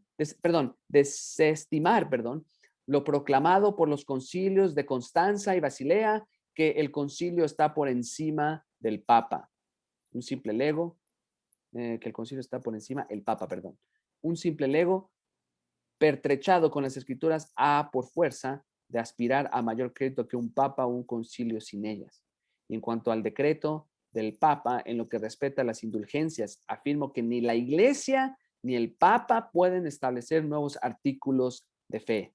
Esos artículos tan solo pueden provenir de las escrituras. Es por consideración a los santos escritos que hemos necesaria y obligadamente de rechazar al papado y a los concilios. De hecho, una de las frases que me dan mucha risa es de John Tetzel, uno de los que estaban promoviendo las indulgencias en los tiempos de Lutero. Ustedes se acuerdan lo que decía, que cuando una moneda suena en el cofre, un alma del purgatorio florece, algo así más o menos. O sea, si quieres sacar a alguien si quieres sacar a una persona del purgatorio, tienes que dar dinero, o como decimos, en la billetiza, pero eso no viene en la escritura. Eso no viene en la escritura. Lo que pasa es que las indulgencias en ese momento surgieron solamente porque el Papa quería construir ese gran templo. Fue en el transcurso del tiempo cuando el poder del Imperio Romano proporcionó entidad y protección a la religión cristiana, que se estableció de otro modo a ese fin, a saber, el uso de las asambleas de obispos y otros eclesiásticos reunidos en lo que dio en denominarse concilios generales. Esa nueva manera tuvo su inicio con el concilio de Nicea, en el cual, aun a pesar de la fijación o determinación de la doctrina en lo concerniente a la persona de Cristo, a la sazón motivo de agitación y oposición en lo relativo a la naturaleza divina. Acuérdense, el concilio de Nicea se propuso defender la divinidad de Cristo. Hubo acuerdo a la luz de la verdad, pero con la aparición, asimismo, de muchos y diversos males e inconveniencias que se suscitaron de inmediato. A partir de ahí, la fe de los cristianos comenzó en gran manera a resolverse por agencia de autoridad humana, con mucho, sino incluso con mayor peso concedido a lo que era decretado por los padres en la asamblea, que a lo que las escrituras enseñan con meridiana claridad. Ya hice, además, oportuna mención de esas otras cosas pertenecientes a la promesa y a la predicción, de nuestro bendito Salvador en Mateo 16, 18, el lugar en el que se insistió, para mostrar que la iglesia, sin perjuicio de la verdad, puede ser preservada sin la convocación de asambleas generales, que en los tiempos posteriores vinieron a demostrar ser los más perniciosos agentes para la corrupción de la fe, de la adoración y de las maneras que le corresponden. Efectivamente, desde su mismo inicio estaban tan apartadas de ser el único modo de preservar la verdad, que era casi constantemente perjudicada por la suma de la autoridad para confirmación de ello. No hubo, pues, ni uno solo de esos concilios o asambleas que no obrase en el misterio de la iniquidad para acumulación de escoria en el fundamento de esa fatal apostasía que se siguió de todo ello en público despliegue. Disculpen. Ahora bien, el mismo Señor Jesucristo había tomado sobre sí el edificar su iglesia sobre la roca firme de su persona, por medio de una fe verdadera a ese respecto, y sobre ello mismo procediendo posteriormente a enviar a su Santo Espíritu para que diera testimonio de él, para efecto de toda posible bendición y gracia. En continuidad, pues, con su palabra y en el fiel ministerio de la misma, asimismo para revelar, declarar, dar a conocer y vindicar su sagrada verdad para convicción de sus opositores. Él mantiene esa fe en él y ese amor a su persona en el corazón de sus elegidos, y nada podrá prevalecer en su contra. Muy bien dicho. Y aquí uno de los puntos que estamos viendo, hermanos, es que aunque los concilios, a través de la historia, especialmente los concilios que defendían la verdad del evangelio, aunque fueron grandemente utilizadas por el Señor para preservar verdades bíblicas, el problema es que la gente tenía la inclinación de, nuevamente, exaltar lo que los hombres estaban diciendo, que continuar en ese linaje bíblico y evangélico y centrado en la palabra de Dios. Y de hecho, hasta el día de hoy lo podemos ver. Yo ya se los había dicho, se los había mencionado en varias ocasiones. Hay veces que las personas nada más citan que a Juan Calvino, que nada más que a Martín Lutero, que nada más que John Owen y que todo eso. Y nada más lo hacen eso sin enfocarse realmente en la autoridad final que está en la palabra de Dios. Y ese es el problema. De hecho, en la película de Martín Lutero, que les dije que estaba escuchando y viendo, obviamente la reforma no la comenzó Lutero. La reforma no la comenzó William Tyndale. La reforma no la comenzó ninguno de ellos. ¿Quién comenzó la reforma, hermanos? La palabra de Dios. Exactamente, la palabra de Dios. Cristo mismo comenzó la reforma a través de su palabra. Y de hecho, Lutero mismo decía, mientras todos estaban dormidos, mientras yo estaba dormido, disfrutando de una siesta, la palabra de Dios obraba. Y era la palabra de Dios lo que estaba causando todo la revuelta. Pero en la película que estaba viendo, hermanos, se ve cómo sus amigos y sus estudiantes empiezan a tomar cartas al asunto, protestando y todo eso. Pero el problema es que eso no era lo que quería Martín Lutero. Él no quería causar una revolución física o bélica. Él lo que quería era demostrarle al papado y a la Iglesia Católica Romana que la autoridad final no es estos sujetos, no son las tradiciones, sino lo que dice la Biblia misma, lo que dice Dios mismo en su sagrada palabra. Ahora vamos a entrar a lo que es consecuencias de la suprema autoridad de las Escrituras. Aquí podemos ver en primer lugar diferencias de la voz de Dios de las malvadas imposiciones en el seno de la iglesia. En primer lugar, nosotros rechazamos las sustituciones y alternativas falsas, evidentemente.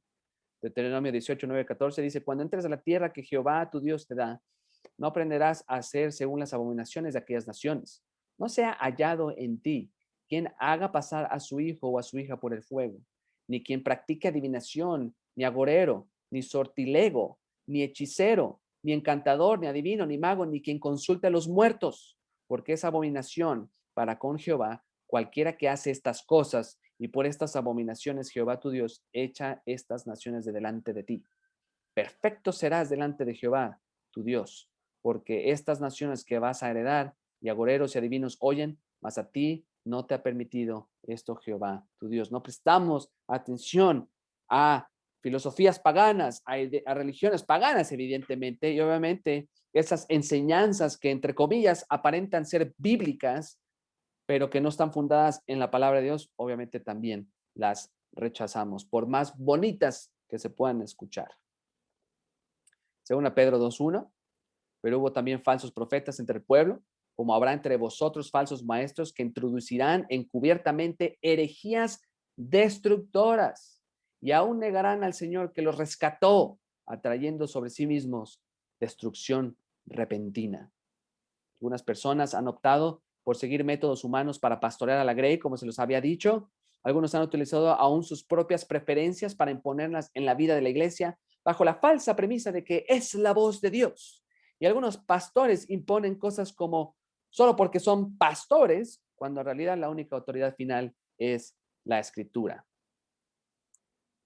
Por lo tanto, reconocemos la voz del pastor y la voz del Espíritu en las Escrituras. Juan 12, 47, 49 dice, al que oye mis palabras y no las guarda, yo no le juzgo, porque yo no he venido a juzgar al mundo, sino a salvar al mundo. ¿Por qué? Porque el mundo ya está bajo juicio.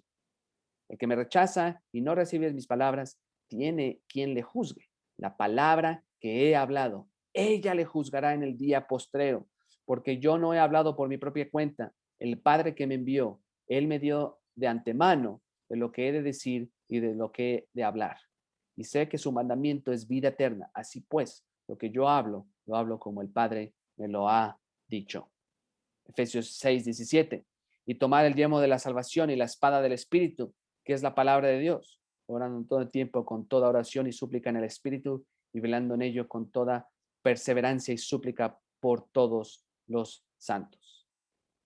Y aquí al final puse una frase que a lo mejor ya la leyeron, porque el hermano John MacArthur en algún lugar dijo que yo no tengo ninguna autoridad como pastor, la única autoridad que tengo es la que viene de la Escritura. Sin ella no tengo nada.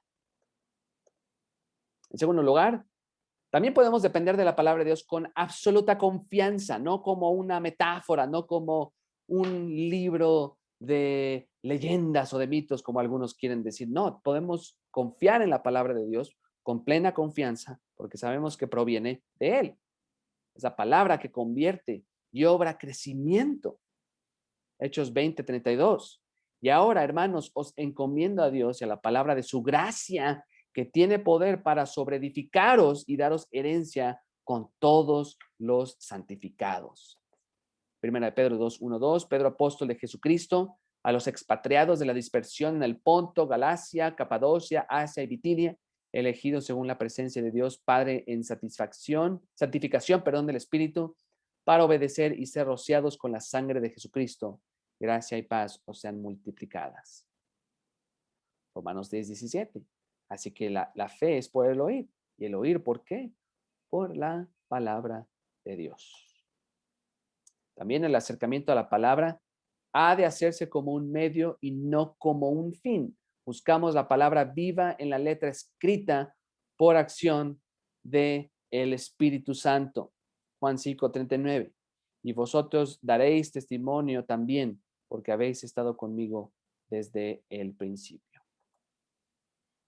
Ahora, ya que hemos visto todo esto anterior, se han sugerido posibles fuentes de nuestra confianza en la Biblia. ¿Cuál es la fuente en la que una persona confía en la Biblia? Bueno, han habido varias sugerencias. En primer lugar, evidencias racionales.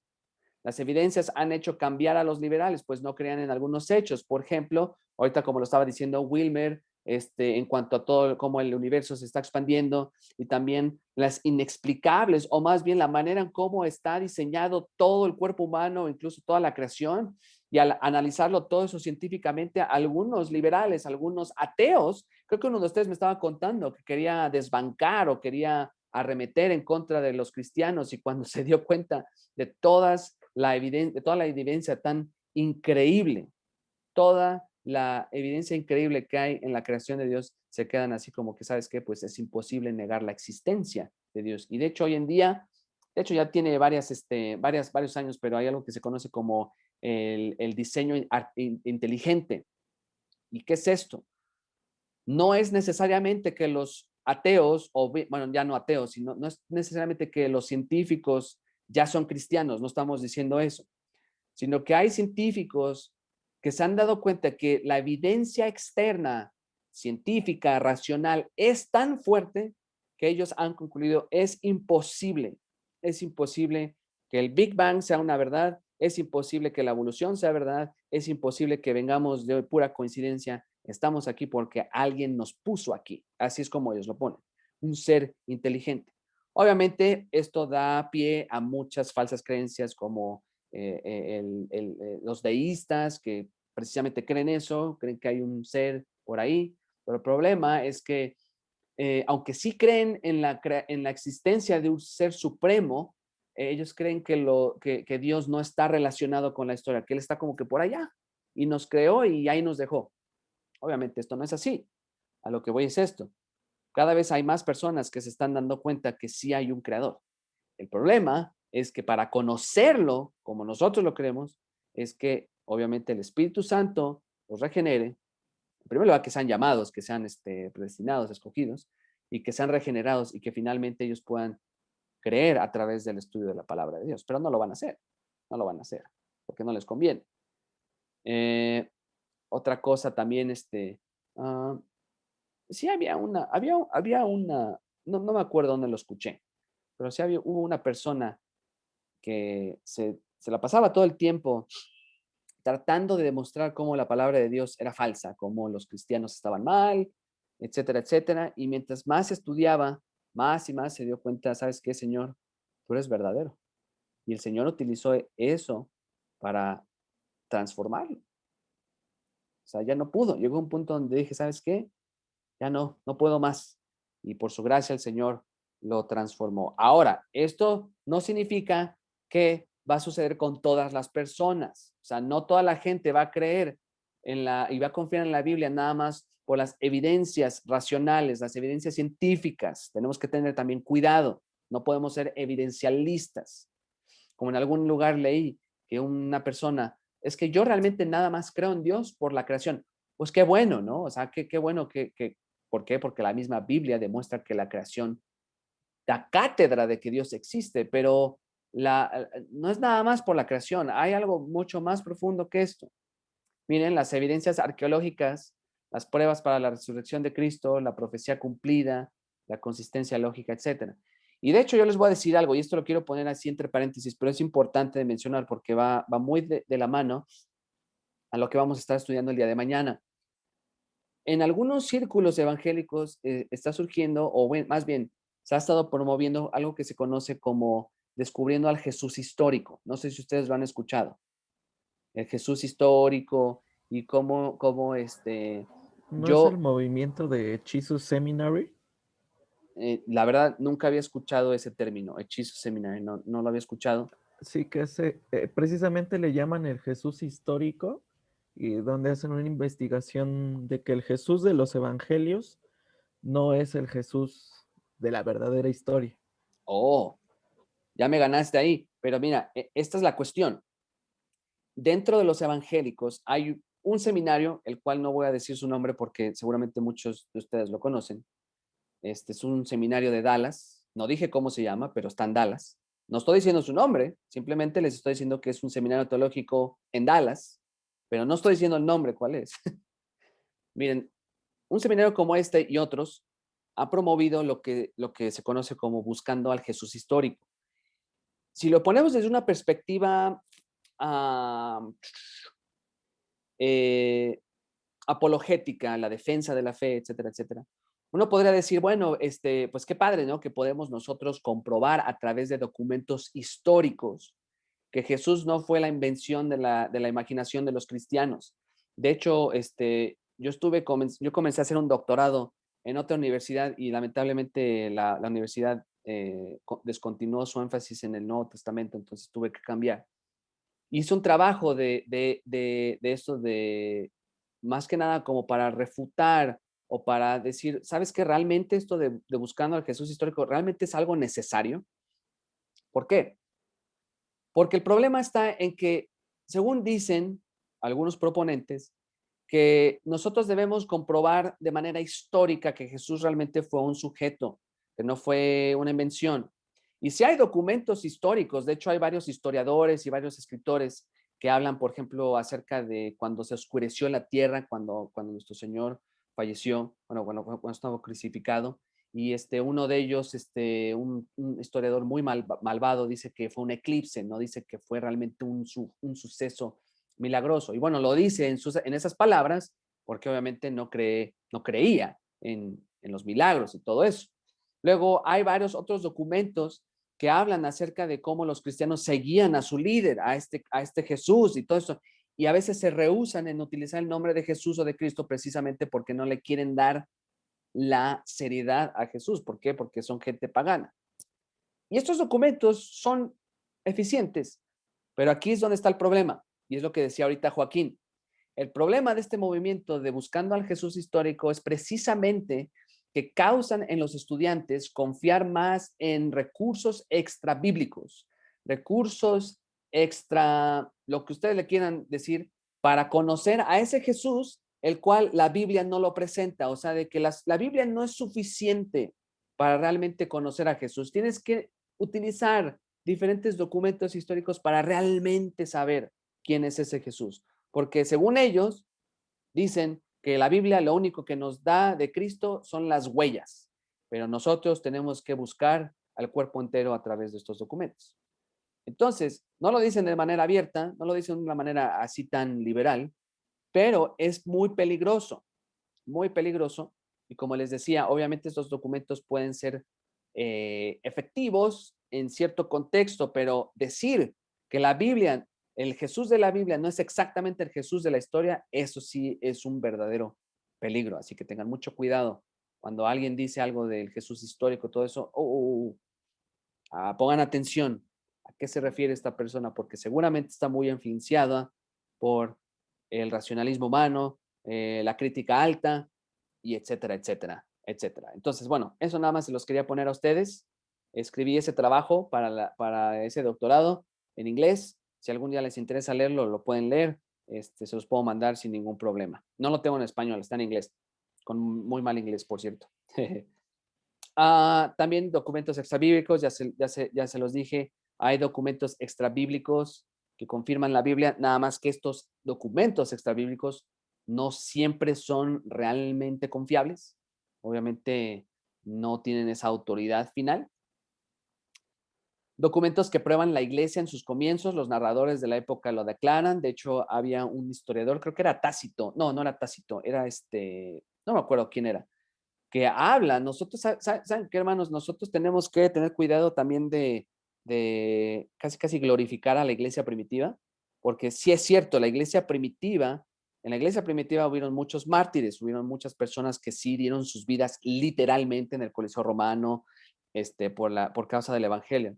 Pero en este documento histórico a mí me llamó mucho la atención de que decía que muchos cristianos fueron llevados ante el cónsul, ante el representante del César, y dice, por lo que puedo recordar, dice, estos sujetos llevaban 15, 20, 30 años en el cristianismo y cuando vieron las espadas y cuando vieron que sus vidas estaban al borde de la muerte, decidieron abandonar la fe. Así lo decía.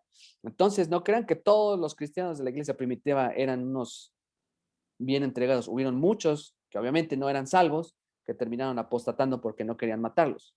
Y obviamente la cuestión era de que para los romanos reconocer a alguien más como señor, como rey sobre el César, pues era traición hacia el César y eso te costaba la vida.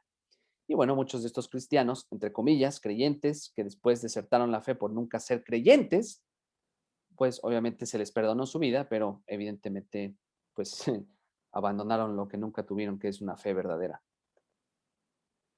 Es importante para nosotros aprender que la Biblia, dice Grudem, es históricamente precisa, que es internamente consistente, que contiene profecías que han sido cumplidas cientos de años después y que éstas han cambiado el curso de la historia de la humanidad más que cualquier otro libro, que ha continuado cambiando las vidas de millones de individuos a través de su historia, que a través de ella la gente conoce la salvación, que ella tiene una majestuosa belleza y una profunda enseñanza que ningún libro puede igualar, que esta declara cientos de veces que es las mismísimas palabras de Dios. Todos estos argumentos y otros son de mucha utilidad para nosotros y remueven los obstáculos que de otra manera pudieran aparecer como si fueran escritura. Pero todos estos argumentos tomados individualmente o juntos no pueden ser finalmente convincentes. Tiene que ser la palabra de Dios, mis hermanos. La autoridad de la iglesia, que nos dé confianza en la Biblia. La Biblia está investida de la credibilidad que le ha otorgado la declaración de la iglesia, sea católica u ortodoxa, la reconocen aun cuando no ven su autoridad. La iglesia reconoció los 66 y ellos mismos dijeron que son autoritativos. Aun cuando ellos dicen que sola eclesia, esto les dio la autoridad para decir que era escritura. No interpretan bien, obviamente, ya lo había mencionado anteriormente, pero sí reconocen el valor de la escritura. También el impacto existencial. ¿A qué nos referimos con el impacto existencial? Yo ahí pondría el impacto personal. Un efecto emocional o práctico de que su contenido ha tenido sobre la vida de individuos. Lo que la Biblia causó en mí. ¿Realmente confío en la Biblia que es verdadera solamente por lo que causó en mí? Como más o menos lo sugiere Barth. Esto nos hace pensar en la escritura como autoritativa. Obviamente nosotros sí hemos visto el impacto que la Biblia tiene en la vida de muchas personas, ¿cierto? En nuestras vidas, ha transformado nuestras vidas, nos ha hecho nuevas criaturas, pero el impacto de una persona o la experiencia de una persona, ya lo hemos visto, no comprueban nada. Porque si esto fuera así, si nuestra experiencia realmente confirma la suficiencia y la autoridad de la escritura, entonces, ¿por qué hay tantas personas que después de tanto tiempo y después de tantas pruebas se alejan del evangelio? ¿No? Ya lo dije, porque no conocen al Señor. ¿Tienen una pregunta ahí, hermanas? Sí, hermano Isaías, mientras usted hablaba acerca de no poner quizás la historia o otros libros históricos arriba de las escrituras, surgía una pregunta. ¿Es válido o es correcto que un pastor, por ejemplo, utilice libros complementarios para dar quizás la mayor parte de su sermón? Y me explico un poco más. Por ejemplo, si voy a hablar de Enoc, entiendo que hay un libro de los apócrifos que habla ampliamente de la vida de Enoc, o por ejemplo, no sé, utilizan el libro de los Macabeos o algo así, o de repente bastante historia de algún historiador que si bien es bueno, es válido, pero probablemente la mayor parte del sermón viene de todos estos otros recursos y no de la Biblia. O sea, ¿es válido, es correcto? ¿Cómo manejaría una situación así? Sí, ya te entendí, mi hermana. Muy buena pregunta. Nuevamente es lo que venimos diciendo. El punto aquí está en que nosotros sí podemos recurrir a a los documentos históricos. ¿De qué podemos hacerlo? Lo podemos hacer. Yo lo hago. Todos los predicadores fieles a través de la historia lo han hecho. El problema es cuando dos cosas. Una, estos recursos históricos se vuelven el medio por el cual yo interpreto la escritura, o sea, en el sentido de que, o sea, o más bien, les estoy dando casi la misma importancia a estos documentos históricos que a la misma Biblia, y a veces le doy más importancia a estos documentos históricos porque yo mismo no tengo la capacidad de ponerme a estudiar lo que dice la escritura y por lo tanto, como lo decíamos, somos holgazanes y nada más queremos ir a ver lo que dice otra persona porque no hacemos nuestra tarea. Ahí sí tengo problema. También tengo problema cuando se utilizan estos documentos históricos para causar confianza en la gente. y no nada más con la exclusividad de la escritura. O sea, si estamos utilizando la historia para ahora sí que afirmar y comprobar o dar evidencia de lo que estamos enseñando, no hay ningún problema, pero si lo estoy haciendo nada más para que la gente confíe en esos documentos históricos y no en la Biblia, ahí sí tenemos que tener problemas. En este caso, hermana, yo pienso que tendría que ser también, uno tendría que saber qué tipo de pastor es. O sea, si es un pastor que ama al Señor, siempre va a poner por sobre todas las cosas la autoridad de la escritura, la autoridad de la palabra de Dios. Y lo va a hacer, si no tiene los lenguajes, como lo decía ayer, los lenguajes originales, va a hacer su mayor esfuerzo para explicar lo que dice el texto, lo que dice el autor, y ya una vez que se explica, puede utilizar como referencias o como ejemplos o incluso como ilustraciones diversos hechos históricos. En ese aspecto yo pienso que está completamente válido. Pero si nada más estoy utilizando la historia y todo eso para predicar la Biblia, pues ya estamos casi igual que los católicos. Los católicos a veces nada más están hablando historia de la iglesia, historias, cuentitos. ¿Son malos? No siempre, pero siempre hay que darle el enfoque apropiado, hermana. El enfoque principal es la escritura, el evangelio. Y ya de ahí, si yo quiero utilizar otros recursos para enriquecer mi sermón, no enriquecer la Biblia, sino enriquecer mi sermón y a lo mejor hacer algunos conceptos teológicos y doctrinales difíciles de entender, más accesibles para mi audiencia, no hay ningún problema. No hay ningún problema. Sí, respondí su pregunta, hermano. Ok, perfecto. Perfectirijillo, como diríamos. Sí, porque nuevamente es a lo que voy. Si la Biblia está a un lado, no la tenemos como el centro de nuestro sermón, en nuestros estudios, vamos a desviarnos en un punto y tal vez no lo estamos haciendo de manera, o sea, ¿cómo lo podría decir? No lo estamos haciendo a propósito, pero sí podemos tener el peligro de darle el mismo valor a otros documentos que a lo que dice la escritura. Y ahí es cuando está el problema. Es lo que les decía hace un momento de buscando al Jesús histórico. Una persona que tal vez no conoce mucho de este tema dice, wow, qué padrísimo, porque así podemos confirmar de que Jesús fue real. Bueno, ok, pero cuando uno comienza a analizar lo que este movimiento realmente enseña y el meollo de ese movimiento en ese caso es causar desconfianza en la gente, desconfianza para que no confíes en la palabra de Dios y confíes más en los recursos académicos, en el prestigio de estos documentos históricos que te enriquecen y todo eso. Te pueden ayudar en ciertos contextos, cierto, pero últimamente nosotros conocemos quién es Jesucristo, nosotros conocemos a nuestro Rey, no por lo que me dice un documento histórico, aunque ayuda, pero nosotros lo conocemos a Él y confiamos en lo que se ha revelado de Él por lo que dice la palabra de Dios. ¿Ok? Por lo que dice la Escritura. Muy bien. Ya saben, si tienen dudas, comentarios, siempre lo pueden hacer sin ningún problema. Entonces, el impacto existencial de que si yo sentí algo, que si me pasó algo, pues wow, entonces tiene que ser verdadero. Entonces, de hecho, esto puede ir muy de la mano a las personas que nada más utilizan su testimonio para evangelizar. Mira, tu testimonio puede ayudar a muchas personas a entender cómo el Señor te transformó, pero nuevamente, tu testimonio no va a cambiar a la gente. Sí te va a decir, wow, por ejemplo, yo les puedo decir, yo antes era así, así, así, así, así, y ahora soy así, así, así, pero gracias a lo que Cristo hizo en mí. Pero si nada más estoy diciéndoles, oh, es que yo sentí esto y estaba muy triste y un día el Señor me rescató y ahora soy feliz. Y véanme, estoy así, así, así. Wow, qué padre, gloria a Dios que el Señor te transformó. Gloria a Dios que eres nueva criatura. Gloria a Dios por estas cosas. Pero si no compartimos el Evangelio y la objetividad de la Escritura, eso no va a cambiar. No, si no lo hacemos, la persona se va a quedar en las mismas. Así de simple.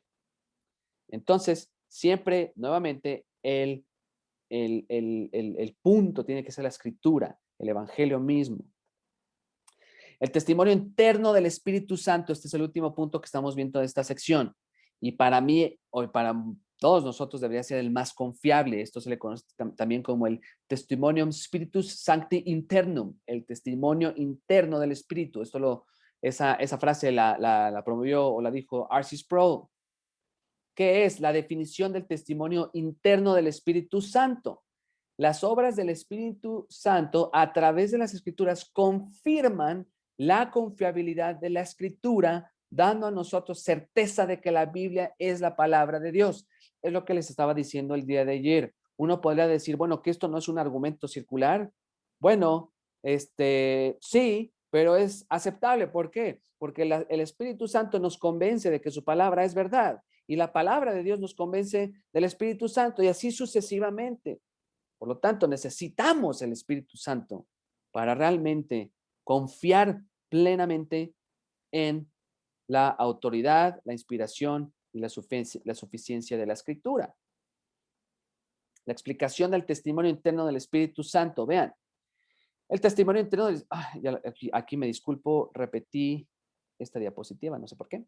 Miren, el testimonio interno explica cómo a los hombres y mujeres pecadores les fue dada la facultad de percibir las pruebas de evidencia propia inherentes en la Escritura. Vean, la Biblia habla de sí mismas, disculpen, la Biblia habla de sí misma de ser persuasiva. Si estamos pensando correctamente acerca de la naturaleza de la realidad, nuestra percepción de ella, de nosotros mismos y nuestra percepción de Dios. El problema es que debido a nuestro pecado, nuestra percepción y análisis de Dios y su creación es errónea, es lo que nuestro hermano Gunther decía en varias ocasiones. Nuestro pecado hace imposible, obviamente no siendo regenerados, que podamos confiar en la veracidad de la Escritura. Necesitamos que alguien, aunque la Biblia ya es autoridad, pero necesitamos esa regeneración para que nos convenza. El pecado es en última instancia irracional y el pecado nos hace pensar incorrectamente acerca de Dios y acerca de la creación. Sin este ministerio del Espíritu, la confianza en las Escrituras como la absoluta y divina verdad es imposible. Es por eso, ¿por qué? Porque vean, simple y sencillamente esto, hermanos, simple y sencillamente esto. De hecho, aquí estoy descubriendo algo que puedo... ¿Qué? ¿Ustedes ahorita están viendo mi cara o están viendo la diapositiva? La diapositiva. ¿Todavía ven la diapositiva? Ah, ok. Bueno, es que estoy aquí intentando ver la manera de... Entonces, vamos a ser honestos, así de simple. Si la Escritura, si nosotros pudiésemos si nosotros pudiésemos ser convencidos de la Escritura sola y exclusivamente de manera racional, pues entonces toda la gente, todo el mundo en su estado natural pecaminoso creería que la palabra de Dios es de él, ¿cierto? Así es. Pero, tal y como lo dice la Escritura, el hombre no puede percibir estas cosas. ¿Por qué? Porque estamos hablando de la palabra de Dios. Y obviamente lo que necesitamos en este caso, evidentemente, es que el Espíritu Santo nos regenere y que, perdónenme aquí tantito, hermanos, prendí aquí esto. Necesitamos que el Espíritu Santo nos convenza de esa realidad para poder abrazarla. Entonces, por eso decimos que sin el Espíritu, sin el ministerio del Espíritu, la confianza en las Escrituras como la absoluta y divina verdad es imposible. Mira, mucha gente tiene la convicción de que Dios existe, pero no tiene nada de impacto con su vida o en su vida, pues nuestra mente por sí sola no puede darnos lo que nos da el Espíritu.